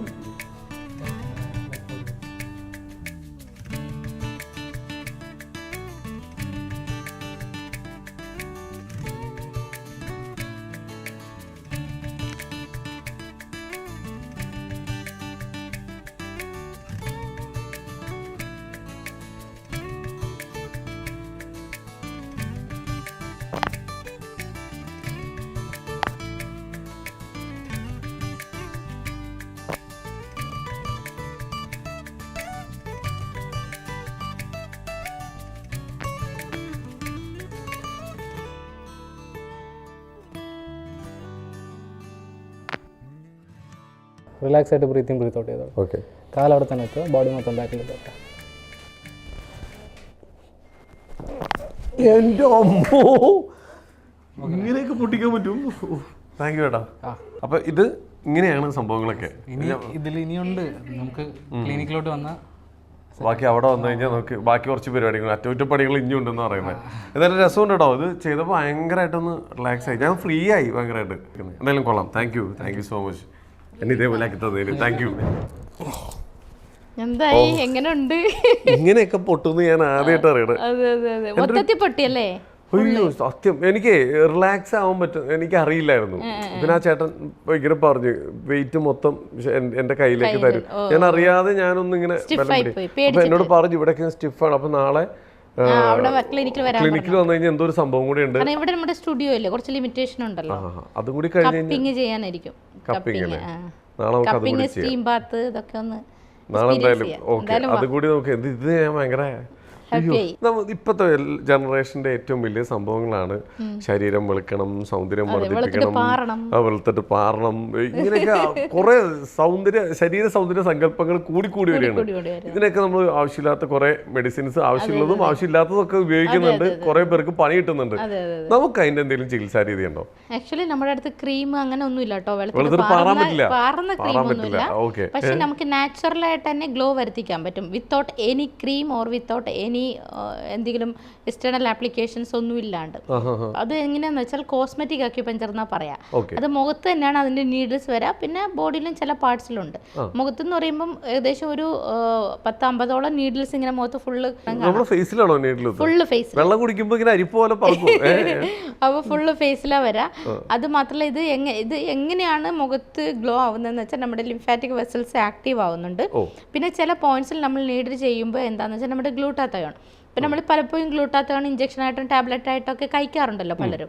അത് കഴിക്കണ്ടെന്നൊന്നും ഞാൻ പറയുന്നില്ല, കഴിക്കുന്നവർക്ക് കഴിക്കാം. പക്ഷേ ഇത് നാച്ചുറലി ആയിട്ടുള്ള ഗ്ലൂട്ടാത്തയോൺ എന്ന് പറഞ്ഞാൽ നമ്മുടെ ലിവർ പ്രൊഡ്യൂസ് ചെയ്യുന്ന ഒരു എൻസൈമാണ് ആക്ച്വലി ഗ്ലൂട്ടാത്തയോൺ. നമ്മുടെ ശരീരത്തിൽ തന്നെ ലിവർ എൻസൈം പ്രൊഡ്യൂസ് ചെയ്യുക. അതുകൊണ്ടാണ് ലിവർ ഡീടോക്സിഫൈ ചെയ്യുമ്പോൾ മുഖം ഗ്ലോ ആവുന്നതിൻ്റെ കാരണം അതാണ്. അപ്പോൾ ആ ഗ്ലൂട്ടാത്തയോണിൻ്റെ അളവിനെ നമുക്ക് കൂട്ടാനും അതേപോലെ തന്നെ ശരീരത്തിൻ്റെ ഇലാസ്റ്റിസിറ്റി മെയിൻറ്റെയിൻ ചെയ്യാനും കൊളാജൻ്റെ അളവിനെ കൂട്ടാനും ഈ ഒരു കോസ്മെറ്റിക് അക്യുപഞ്ചർ വഴി സാധിക്കും. അപ്പോൾ നാച്ചുറലി തന്നെ ഗ്ലോ. ഇപ്പോൾ ഒത്തിരി സെലിബ്രിറ്റീസ് ഒക്കെ അവിടെ വന്ന് ചെയ്യുന്നുണ്ട്. പിന്നെ അതുപോലെ കല്യാണത്തിന് മുമ്പ് ഇപ്പോൾ നമ്മൾ പ്രീ മാരിറ്റൽ കൗൺസിലിംഗ് എന്ന് പറയുന്ന പോലെ ഈ പറയുന്നത് ഇത് നമ്മൾ കണ്ടിന്യൂ ആയിട്ട് ചെയ്തുകൊണ്ടിരിക്കണോ? ഇല്ല, നമ്മളൊരു വീക്കിലി വൺസ് എന്തെങ്കിലും ചെയ്യുക. പിന്നെ അതുപോലെ അവിടെ ഫേസ് യോഗ ഉണ്ട്. പിന്നെ ഈ ചില ആൾക്കാർക്ക് ഡബിൾ ചിൻ ഉണ്ടാവും. ഗ്വാഷ എന്ന് പറഞ്ഞ ഒരു ടൂൾ ഉണ്ട്. അത് വെച്ചിട്ട് നമ്മൾ ഈ ചിന്ന് ലിഫ്റ്റ് ചെയ്യും. ഡബിൾ ചിൻ ലിഫ്റ്റ് ചെയ്യണ ഒരു സംഭവമുണ്ട്. പിന്നെ ഈ ജോയിന്റ് ചിലർക്ക് ഈ ഹാങ് ചെയ്ത് നിൽക്കുന്ന ഇതുണ്ട്. അങ്ങനെയുള്ളവർക്കൊക്കെ ജോയിന്റ് കറക്റ്റ് ചെയ്ത് കൊടുക്കാറുണ്ട്, ചെയ്യാൻ പറ്റുന്നുണ്ട്. അപ്പൊ ഇത് നമുക്ക് ഈ സർജറിയും ഇതൊന്നും ഇല്ലാതെ തന്നെ ക്രീം ഒന്നും യൂസ് ചെയ്യാൻ നാച്ചുറൽ ആയിട്ട് തന്നെ നമുക്ക് ചെയ്യാൻ പറ്റും. എനിക്ക് ഈ ഫേസിൽ അത് നമുക്ക് വേറൊരു ആൾക്കാർ ചെയ്യുന്നുണ്ടാവൂലേ? അവിടെ ഇഷ്ടംപോലെ ആൾക്കാരുണ്ട്. ഞാൻ പറഞ്ഞില്ലേ നാളെ ഒന്ന് വന്നാൽ പെയിൻ ഒന്നും ഉണ്ടാവില്ലല്ലോ? ഇല്ല, ഒട്ടും പെയിൻഫുൾ അല്ല. ഓക്കെ, എന്നാ നമുക്ക് നാളെ ഒന്ന് ഇതെല്ലാം കൂടി ചേർത്തിട്ട് അതൊന്ന് ശരിയാക്കി കളയാം. ഓക്കെ, അപ്പോൾ എന്തായാലും ഇതൊക്കെ എത്രയും പെട്ടെന്ന് എല്ലാവരിലേക്കും എത്തട്ടെ. ക്രീം വെളുത്തിട്ട് പാറ എല്ലാത്തിനും ചാൻസ് ഒക്കെ ഉണ്ട്. പക്ഷേ ഈ ആവശ്യമില്ലാത്ത ക്രീം ഒന്നും മേടിച്ച് വെച്ചേക്കല്ലേ. ഇത് ഹെയർ ഗ്രോത്ത് ചില ആൾക്കാർക്ക് ഇപ്പൊ ഡാൻഡ്രഫ് ഉണ്ടല്ലോ, പിന്നെ പ്രീമാച്ചുർ ഗ്രേയിങ് ഉണ്ട്, തലയിൽ നിരക്കല്, അകാല നിര, അത് പിന്നെ അതുപോലെ പ്രായമായിട്ടുള്ളതല്ല, അത് പ്രത്യേകം പറഞ്ഞു പ്രീമാച്ചുർ. അല്ലാണ്ട് 60 വയസ്സ് കഴിഞ്ഞിട്ട് എനിക്ക് പ്രീമാച്ചുർ ഗ്രേയിങ് ആന്ന് പറഞ്ഞ് വരരുത്. പിന്നെ അതുപോലെ തന്നെ ഈ മുടിയിൽ ഡാൻഡ്രഫിന്. ഓക്കെ ഓക്കെ, സാധാരണ നമ്മൾ പറയുക ഷാമ്പൂ ഒക്കെ ഇട്ട് വാഷ് ചെയ്ത് അങ്ങനെ കുറെ സംഭവങ്ങൾ. ഡാൻഡ്രഫിന്റെ മെയിൻ റീസൺ എന്ന് പറഞ്ഞാൽ നമുക്ക് സ്റ്റൊമക്ക് ഒന്ന് ക്ലിയർ ചെയ്ത് കൊടുത്തു കഴിഞ്ഞാൽ ഒരുവിധം ഡാൻഡ്രഫ്, കൊളസ്ട്രോൾ ഇങ്ങനെയുള്ള സംഭവങ്ങൾ, കൊളസ്ട്രോൾ, ഫാറ്റി ലിവർ, പിന്നെ അതുപോലെ തന്നെ ഈ യൂറിക് ആസിഡിന്റെ പ്രോബ്ലംസ് ഉള്ള ആൾക്കാർ, ആർത്രൈറ്റിക്സ് ഉണ്ടല്ലോ, സന്ധിവാദം, മുട്ടുവേദന, നടുവേദന, അങ്ങനെ വരുന്ന, പിന്നെ അതുപോലെ കുട്ടികളില്ലാത്ത അവസ്ഥയിൽ ഇൻഫെർട്ടിലിറ്റി ട്രീറ്റ്മെന്റ്, അങ്ങനെയുള്ള കുറെ കാര്യങ്ങൾക്ക് എല്ലാത്തിനും ട്രീറ്റ്മെന്റ് ഉണ്ട് നമ്മുടെ കയ്യിൽ. ഓ കൊള്ളാം, എന്തായാലും എല്ലാം റെഡി.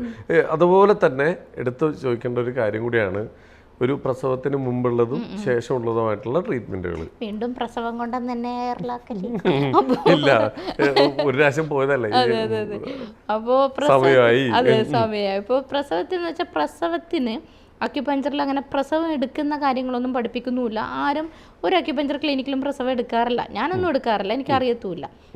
പക്ഷെ നമുക്കൊരു ലേബർ റൂം ഇല്ല. അതെ, നമുക്കൊരു ലേബർ റൂം ഇല്ല. എനിക്ക് തന്നെ ഈ ഓട്ടത്തിൽ പ്രസവിക്കാൻ സമയം കിട്ടിയില്ല. അപ്പോ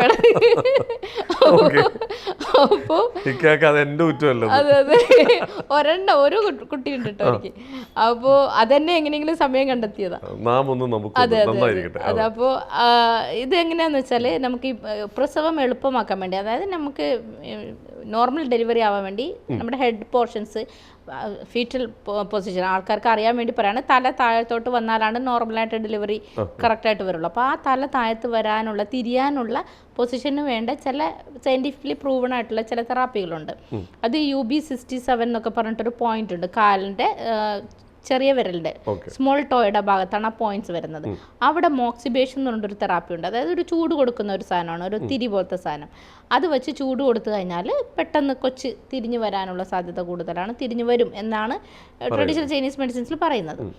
പിന്നെ അതുപോലെ തന്നെ പോസ്റ്റ് നാറ്റൽ കെയർ, പ്രസവം കഴിഞ്ഞാലുള്ള പ്രസവ സംരക്ഷണം, അതിന് നമുക്കവിടെ ആയുർവേദ വിങ് ഉണ്ട്. നമുക്കവിടെ ആയുർവേദ വിങ് മാത്രമല്ല, ഈ പോസ്റ്റ് നാറ്റൽ കെയറിൽ അക്യുപഞ്ചർ എത്രമാത്രം ഫലപ്രദമാണെന്നുള്ളത് ഞങ്ങൾ കമ്പൈൻ ചെയ്തു. അത് എനിക്കൊന്നും ഒരു യുണീക്ക് കാര്യമാണ്. കാരണം എനിക്ക് കേരളത്തിൽ തന്നെ എവിടെ ഉണ്ടെന്ന് എനിക്ക് തോന്നുന്നില്ല. പല സ്ഥലത്തും ആയുർവേദം മാത്രമായിട്ട് പോസ്റ്റ് നാറ്റൽ ചെയ്യുന്നുണ്ട്. പക്ഷേ ഇതിൽ അക്യുപഞ്ചറും കൂടി ഇൻക്ലൂഡ് ചെയ്യണമെന്ന് വെച്ചാൽ ഇപ്പോൾ അവർക്ക് ചില മസിൽ ഭയങ്കര കോച്ചിപ്പിടുത്തം, അതുപോലെ സ്റ്റിഫ്നെസ് കാര്യങ്ങളൊക്കെ ഉണ്ടാവും. Especially post partum depression. കാരണം പ്രസവം കഴിഞ്ഞ ആൾക്കാർക്ക് കൊച്ചിനെ പോലും കൊല്ലാനുള്ള ടെൻഡൻസി വരുന്ന ഒരു പ്രശ്നമുണ്ട് പോസ്റ്റ് പാർട്ടം ഡിപ്രഷനിൽ. അത് ഹൈലി എഫക്റ്റീവാണ്. ആയുർവേദം എഫക്റ്റീവാണ്, അതേപോലെ അക്യുപഞ്ചറും കൂടി മിക്സ് ചെയ്ത് ചെയ്യുമ്പോഴത്തേക്കും ഭയങ്കര ഫാസ്റ്റ് റിസൾട്ട് വരുന്നുണ്ട് നമുക്ക്, എസ്പെഷ്യലി പോസ്റ്റ് പാർട്ടം ഡിപ്രഷനിൽ. ഒറ്റ കാര്യം കൂടി, നമ്മുടെ ശരീരം ഓവറായിട്ട് തടി വെച്ച് വരുന്നത് എന്നോട് തന്നെ ഞാൻ അതിലേക്ക് കറങ്ങി വരുന്നുണ്ട്. ഈ ശരീരം നമുക്ക് ആവശ്യത്തിൽ കൂടുതൽ തടി വെക്കുന്നത് അത് ആരുടെയും കുറ്റം കൊണ്ടല്ല, സ്വാഭാവികമായിട്ടാണ്. പക്ഷെ അത് നമ്മൾ കുറയ്ക്കണം എന്ന് വിചാരിക്കുമ്പോഴാണ് പ്രശ്നങ്ങൾ പറ്റുന്നത്. ആവശ്യമില്ലാത്ത ഡയറ്റുകൾ, അനാവശ്യമായിട്ടുള്ള വർക്കൗട്ടുകൾ, ഇതൊക്കെ പണി കിട്ടാറുണ്ട്. നമുക്ക് ഈ അമിതവണ്ണം കുറയ്ക്കാനുള്ള ഓപ്ഷൻ ഉണ്ടോ? ഒബേസിറ്റി, ഇപ്പൊ താങ്കൾ പറഞ്ഞത് അമിതവണ്ണത്തിന്റെ ഇതാണ് ഒബേസിറ്റി. ഒബേസിറ്റി എന്ന് പറയുന്ന ഒരു സാധനം നമുക്ക് പല റീസൺസ് കൊണ്ടുവരാം. അതാ ഞാൻ പറഞ്ഞാൽ എപ്പോഴും റീസണെ കണ്ടുപിടിക്കാം. മൂല കാരണത്തെ കണ്ടുപിടിച്ച് അത് വേറെപ്പാട് എടുത്തു കഴിഞ്ഞാൽ പിന്നെ അത് വരണമെന്നില്ല, അത് അങ്ങനെ ഉണ്ടാവണമെന്നില്ല. ഒരു പക്ഷേ പ്രത്യേകിച്ച് സ്ത്രീകളിൽ കണ്ടുവരുന്ന ഒബേസിറ്റിയുടെ ഒരു റീസൺ എന്ന് പറഞ്ഞാൽ ഹോർമോണൽ ഇംബാലൻസ് ആണ്. PCOD, PCOS അല്ലെങ്കിൽ തൈറോയിഡ് പ്രശ്നങ്ങൾ ഇങ്ങനെയൊക്കെ കൊണ്ട് നമുക്ക് വരാം. ഇനി അതൊന്നുമില്ല, ചില ആൾക്കാർക്ക് അപ്പിറ്റേറ്റ് എന്ന് പറയും, അതായത് ഭക്ഷണം കഴിക്കുമ്പോൾ വണ്ണം കൂടും, ഭക്ഷണം കഴിച്ചില്ലെങ്കിൽ വണ്ണം കുറയും. അപ്പോൾ കഴിക്കുന്ന അടിസ്ഥാനത്തിലാണ് അവർക്ക് വണ്ണം കൂടുന്നത്. ചില ആൾക്കാർക്ക് ഈ തൈറോയ്ഡ് ഉള്ള ആൾക്കാർക്ക് തന്നെ വണ്ണം കൂടാൻ കാരണം മെറ്റബോളിക് ഡിസോർഡർ ആണ്, അതായത് അവരുടെ ഉപാപചയ പ്രവർത്തനങ്ങളൊക്കെ താളം തെറ്റി നിൽക്കുകയാണ്. അപ്പം പിന്നെ സ്ട്രെസ്സ്, കോർട്ടിസോൾ അളവിൻ്റെ സ്ട്രെസ് ഹോർമോൺസ് കൂടിക്കഴിഞ്ഞാലും വണ്ണം വെക്കും. ചില ആൾക്കാർ പറയും തിന്നിട്ടാണ് വണ്ണം വെക്കുന്നത്, പട്ടിണി കിടന്നാൽ വണ്ണം വെക്കുന്ന ആൾക്കാരുണ്ട്. കാരണം അവർ സ്ട്രെസ്സ് കൂടുമ്പോൾ വണ്ണം വെക്കും. അപ്പോൾ എന്താണോ റീസൺ, ആ റീസണെ ട്രീറ്റ് ചെയ്യാനുള്ള ഓപ്ഷൻ നമുക്കുണ്ട്, വണ്ണം കുറക്കാനുള്ള ഓപ്ഷൻ ഉണ്ട്. പിന്നെ അവിടെ യോഗ ഉണ്ട്, മെഡിറ്റേഷൻ ഉണ്ട്, ഈ വണ്ണം കുറക്കാൻ മാത്രമായിട്ടുള്ളൊരു മെഷീനുണ്ട്. ആ മെഷീനിൽ കയറി നിന്നാൽ ഹോൾ ബോഡിയുടെ ഫാറ്റ് നമുക്ക് ബേൺ ആക്കാൻ പറ്റും. അപ്പൊ അങ്ങനെയുള്ള ഓപ്ഷൻസ് എല്ലാം ഉണ്ട്. ഒന്നുമില്ല. പിന്നെ അധികം നടുവേദനയൊക്കെ ഉള്ള ആൾക്കാർ അധികം എല്ലാം ഡയഗ്നോസ് ചെയ്തിട്ട് അതിൽ കേട്ടുള്ളൂ. അങ്ങനെയുള്ള കാര്യങ്ങളാണ്. അവസാനമായിട്ട് ഒരു കാര്യം കൂടി, കുറെ കാര്യങ്ങൾ അപ്പൊ വിചാരിക്കണം ഞാൻ എന്തുകൊണ്ട് വണ്ണം കുറച്ചില്ല, അത് കൂടി ചോദിക്കേ. എനിക്ക് താല്പര്യമില്ല, എനിക്ക് മനസ്സില്ല. അതെ, ഞാൻ കഷ്ടപ്പെട്ടുണ്ടാക്കിയ വണ്ണമാണ്. ഞാൻ ഭയങ്കര മെലിഞ്ഞിട്ടായിരുന്നു ആദ്യം. അപ്പോൾ ഹസ്ബൻഡ് എന്നെ ഈ ഒരു രൂപത്തിൽ കാണാനാണ് ഇഷ്ടം പുള്ളിക്ക്. പുള്ളിക്ക് ചബ്ബി ഫേസ്, ചബ്ബി ആയിട്ടുള്ള എന്നെയാണ് പുള്ളിക്ക് ഇഷ്ടമായിരിക്കും. അപ്പോൾ പുള്ളി അങ്ങനെ പറഞ്ഞുകൊണ്ട് ഞാൻ പിന്നെ അങ്ങനെ എനിക്കിപ്പോൾ അവിടെ മെഷീനുണ്ട്, കയറി നിന്നാൽ മതി, അങ്ങനെയൊക്കെ ചെയ്താൽ. പക്ഷേ എന്തോ ഞാനതങ്ങനെ പറഞ്ഞു. നമ്മളെപ്പോഴും നോക്കുന്നത് വണ്ണം കുറഞ്ഞതാണ് ഹെൽത്തിൻ്റെ ഒരു അല്ലെങ്കിൽ സിമ്പിളായിട്ട് നമ്മൾ കരുതരുത് കേട്ടോ. ഒരുപാട് മെലിഞ്ഞുള്ള ആൾക്കാർ, അല്ലെങ്കിൽ ഇപ്പം നമ്മൾ സ്ലിം ബ്യൂട്ടി എന്നൊക്കെ പറയുന്നില്ലേ, അങ്ങനെയുള്ള ആൾക്കാർക്ക് ഭയങ്കര യൂറിക് ആസിഡ് കൂടുതലാണ്, കൊളസ്ട്രോൾ കൂടുതലാണ്, ഭയങ്കര ഫാറ്റി ലിവർ ഉണ്ട്, ഇങ്ങനെയൊക്കെ ഉള്ള ആൾക്കാർ എൻ്റെ അടുത്ത് വരുന്നുണ്ട്. അപ്പോൾ ബോഡി എന്ന് പറഞ്ഞാൽ നമ്മുടെ ഒരു ബോഡി ഷേപ്പ് അല്ലെങ്കിൽ നമ്മുടെ വണ്ണം എന്ന് പറഞ്ഞ ഒരു കോൺസ്റ്റിറ്റ്യൂഷനാണ്. ആ ബോഡി കോൺസ്റ്റിറ്റ്യൂഷനെ അതിൻ്റെ രീതിയിൽ ഹെൽത്തി ആണെങ്കിൽ കുഴപ്പമില്ല. ഇപ്പം ദൈവം സഹായിച്ച് എനിക്ക് ഒരു രോഗവുമില്ല. നിങ്ങളെക്കാളും കൂടുതൽ ഞാൻ ഡാൻസ് ചെയ്യും. ഞാൻ അത്യാവശ്യം ചുമ്മാ ഡാൻസ് എന്ന് പറയാൻ പറ്റത്തില്ല, വെറുതെ ഇങ്ങനെ തുള്ളുക എന്നാണ് പറയുന്നത്. അപ്പോൾ അങ്ങനെ ചെയ്യും. പിന്നെ അത് മാത്രമല്ല, നിങ്ങൾ ഇപ്പം ഹസ്ബൻഡ് തന്നെ എപ്പോഴും പറയും ഈ ചമ്പളം പറഞ്ഞിട്ട് ഇരിക്കാൻ തോന്നുന്നു, 2 കാലും കൂടി മുകളിലോട്ട്, ഞാൻ ഈസി ആയിട്ടിരിക്കും. അപ്പോൾ എന്നെ സംബന്ധിച്ച് എൻ്റെ ബോഡി ഭയങ്കര ഫ്ലെക്സിബിളാണ്. ഞാൻ കറാട്ടെ ഒക്കെ പഠിച്ചിട്ടുള്ള ആളാണ്. ഭയങ്കര ഞാനത് അറിയാമല്ലോ, ഭയങ്കര മസിലാണ്, ഭയങ്കര സംഭവമാണ്. സാധനം കാണുന്നില്ല എന്നേ ഉള്ളൂ. അപ്പോ അത്യാവശ്യം അത്യാവശ്യം മസിലുണ്ട്. ഞാൻ എന്റെ പേഴ്സണൽ ട്രെയിനർ പറഞ്ഞിട്ടുള്ള കാര്യം അതാണ്, നല്ല മസിൽ സ്ട്രെങ്ത്. ഇപ്പൊ തല്ലാൻ പോവാണ്. എന്റെ ഏറ്റവും വലിയ എയിം ഹസ്ബൻഡ് ഇങ്ങനെ മറിച്ചിട്ട് ഇടിക്കാന്നുള്ളതാണ്. ഞാൻ ട്രൈ ചെയ്തിട്ടുണ്ട്. ഞാൻ ഇനി കുറച്ചുകൂടി ഒന്ന് അതുകൊണ്ടല്ല, അത് എന്റെ ഒരു, ഞാൻ ഇപ്പൊ കളരിയുടെ ഒരു എത്തി നിൽക്കുകയാണ്. കരാട്ടെ പഠിച്ചിട്ടുണ്ട്.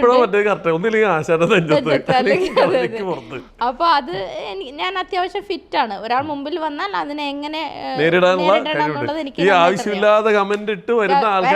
സൂക്ഷിച്ചോ. ഞാൻ അവസാനം പറയാം, അവരെന്നെ ഭീഷണിപ്പെടുത്തി. ഭീഷണി ഒന്നുമല്ല, എന്നെ വെറുതെ ഒന്ന് ചൊറഞ്ഞാലും ഞാൻ മാന്തും. എനിക്ക് ഒരു കാര്യം ഇഷ്ടമായി, എന്റെ ഏറ്റവും വലിയ ആഗ്രഹം ഹസ്ബൻഡിനെ മറിച്ചിട്ടിരിക്കണം. ഇപ്പൊ ഇങ്ങനെ ഇടിക്കുന്നത്, അത് ഞാൻ സ്റ്റൂളുമ്മ കയറിക്കണ്ടേ? ആൾക്ക് നല്ല ഹൈറ്റ് ഉണ്ടല്ലോ. പുള്ളിയുടെ ഉണ്ടല്ലോ, ഷർട്ട് ഊരി നോക്കിയാൽ ഇപ്പോൾ പാടായിരിക്കുമല്ലോ പുറത്ത്.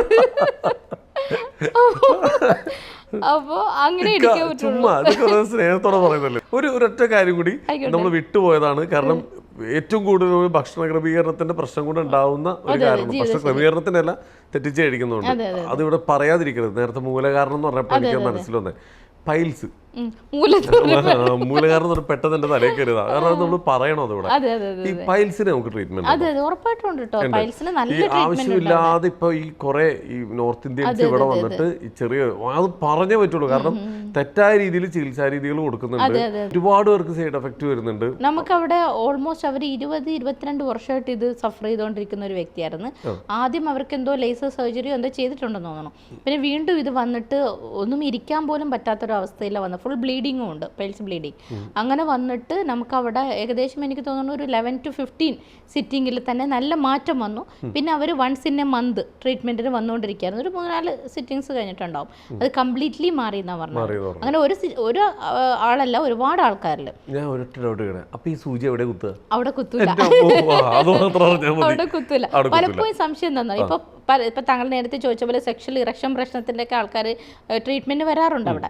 അപ്പൊ അവരുടെ വിചാരം ഇനി എന്തെങ്കിലും സെക്ഷൽ ഓർഗൻസിലാണോ ഈ ഒരിക്കലും അല്ല കേട്ടോ. കാരണം അങ്ങനെ വിചാരിക്കരുത്, അങ്ങനെ വിചാരിച്ച് അവിടെ വരെയും ചെയ്യരുത്. അങ്ങനെ ബാഡ് തിങ്കും ബാഡ് തോട്ടിലും വരെയും ചെയ്യരുത്. അങ്ങനെ വരുന്നവരുണ്ടായിരിക്കും അവിടെ. അങ്ങനെ ഇല്ല, അവിടെ ഇതുവരെ അങ്ങനെയൊന്നുമില്ല.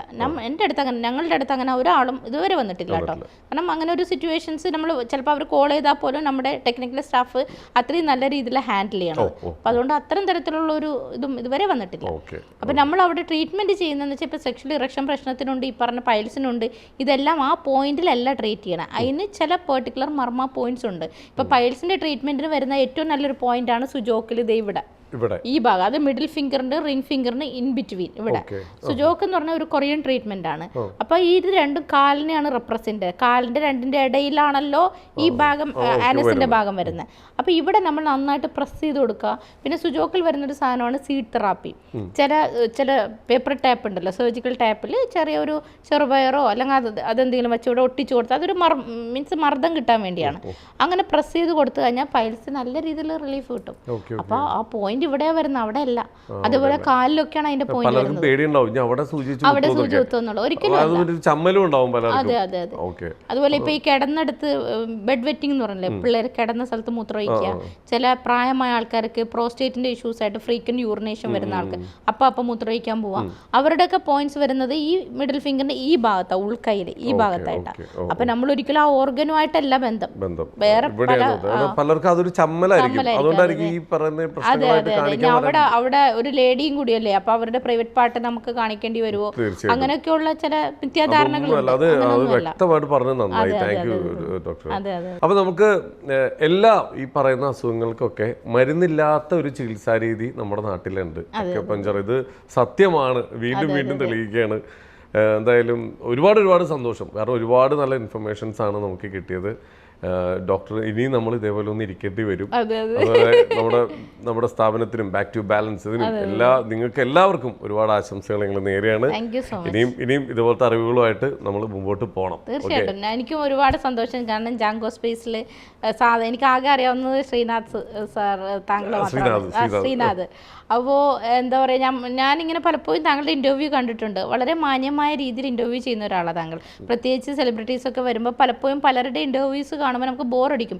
എന്തിനാ ഈ ആവശ്യമില്ലാത്ത ചോദ്യം ചോദിക്കുന്നതെന്നൊക്കെ. നിങ്ങൾ ഈ ബ്ലൂ കളർ ഷർട്ട് ഇട്ടതിൻ്റെ ഉദ്ദേശം, ഇങ്ങനെയൊക്കെ അനാവശ്യ ക്വസ്റ്റ്യൻസാണ്. ഒരു ആവശ്യവും ഇല്ല. ഞാൻ എല്ലാവരും കുറ്റപ്പെടുത്തണമല്ല, ഞാൻ പല ചാനൽസിൽ ഇൻ്റർവ്യൂ കൊടുത്ത ആളാണ്. അപ്പോൾ വളരെ കംഫർട്ടബിളായിട്ട് വളരെ നല്ലൊരു എന്ന് വെച്ചാൽ അതിനെ എസ്പെഷ്യലി പറയാനുള്ളത്, താങ്കൾ പൊക്കി പറയാൻ ഒന്നുമില്ല കേട്ടോ, ജെനുവിനായിട്ടുള്ള കാര്യമാണ്. താങ്കൾക്ക് നല്ലൊരു സോളുണ്ട്, അത് പറയാണ്ടിരിക്കാൻ വയ്യ. കാരണം നല്ലൊരു ആത്മാവുള്ള ഒരാൾക്ക് ഈ ഇത്തരം തരത്തിലുള്ള ഒരു ബിഹേവിയറും കാര്യങ്ങളും വരുള്ളൂ. അതിപ്പോൾ നമ്മൾ ജനിപ്പിച്ച അച്ഛനമ്മമാരിൽ നിന്നും അല്ലെങ്കിൽ മുത്തച്ഛൻ ആരിൽ നിന്നും നമുക്ക് വരാം, അറിയില്ല. അപ്പോൾ ആ ഒരു കൃപ ഉണ്ട്. അത് താങ്കൾ ഇനി എത്ര വലിയ ആക്ടർ ആയാലും എത്ര വലിയ പദവിയിലെത്തിയാലും ആ സോള് നല്ല രീതിയിൽ പ്യൂരിഫൈ ചെയ്ത് കൊണ്ടു നടക്കാനായിട്ട് സാധിക്കട്ടെ. തീർച്ചയായിട്ടും. Anyway, thank you so much and all the best to all the team to Jango Space. Thank you.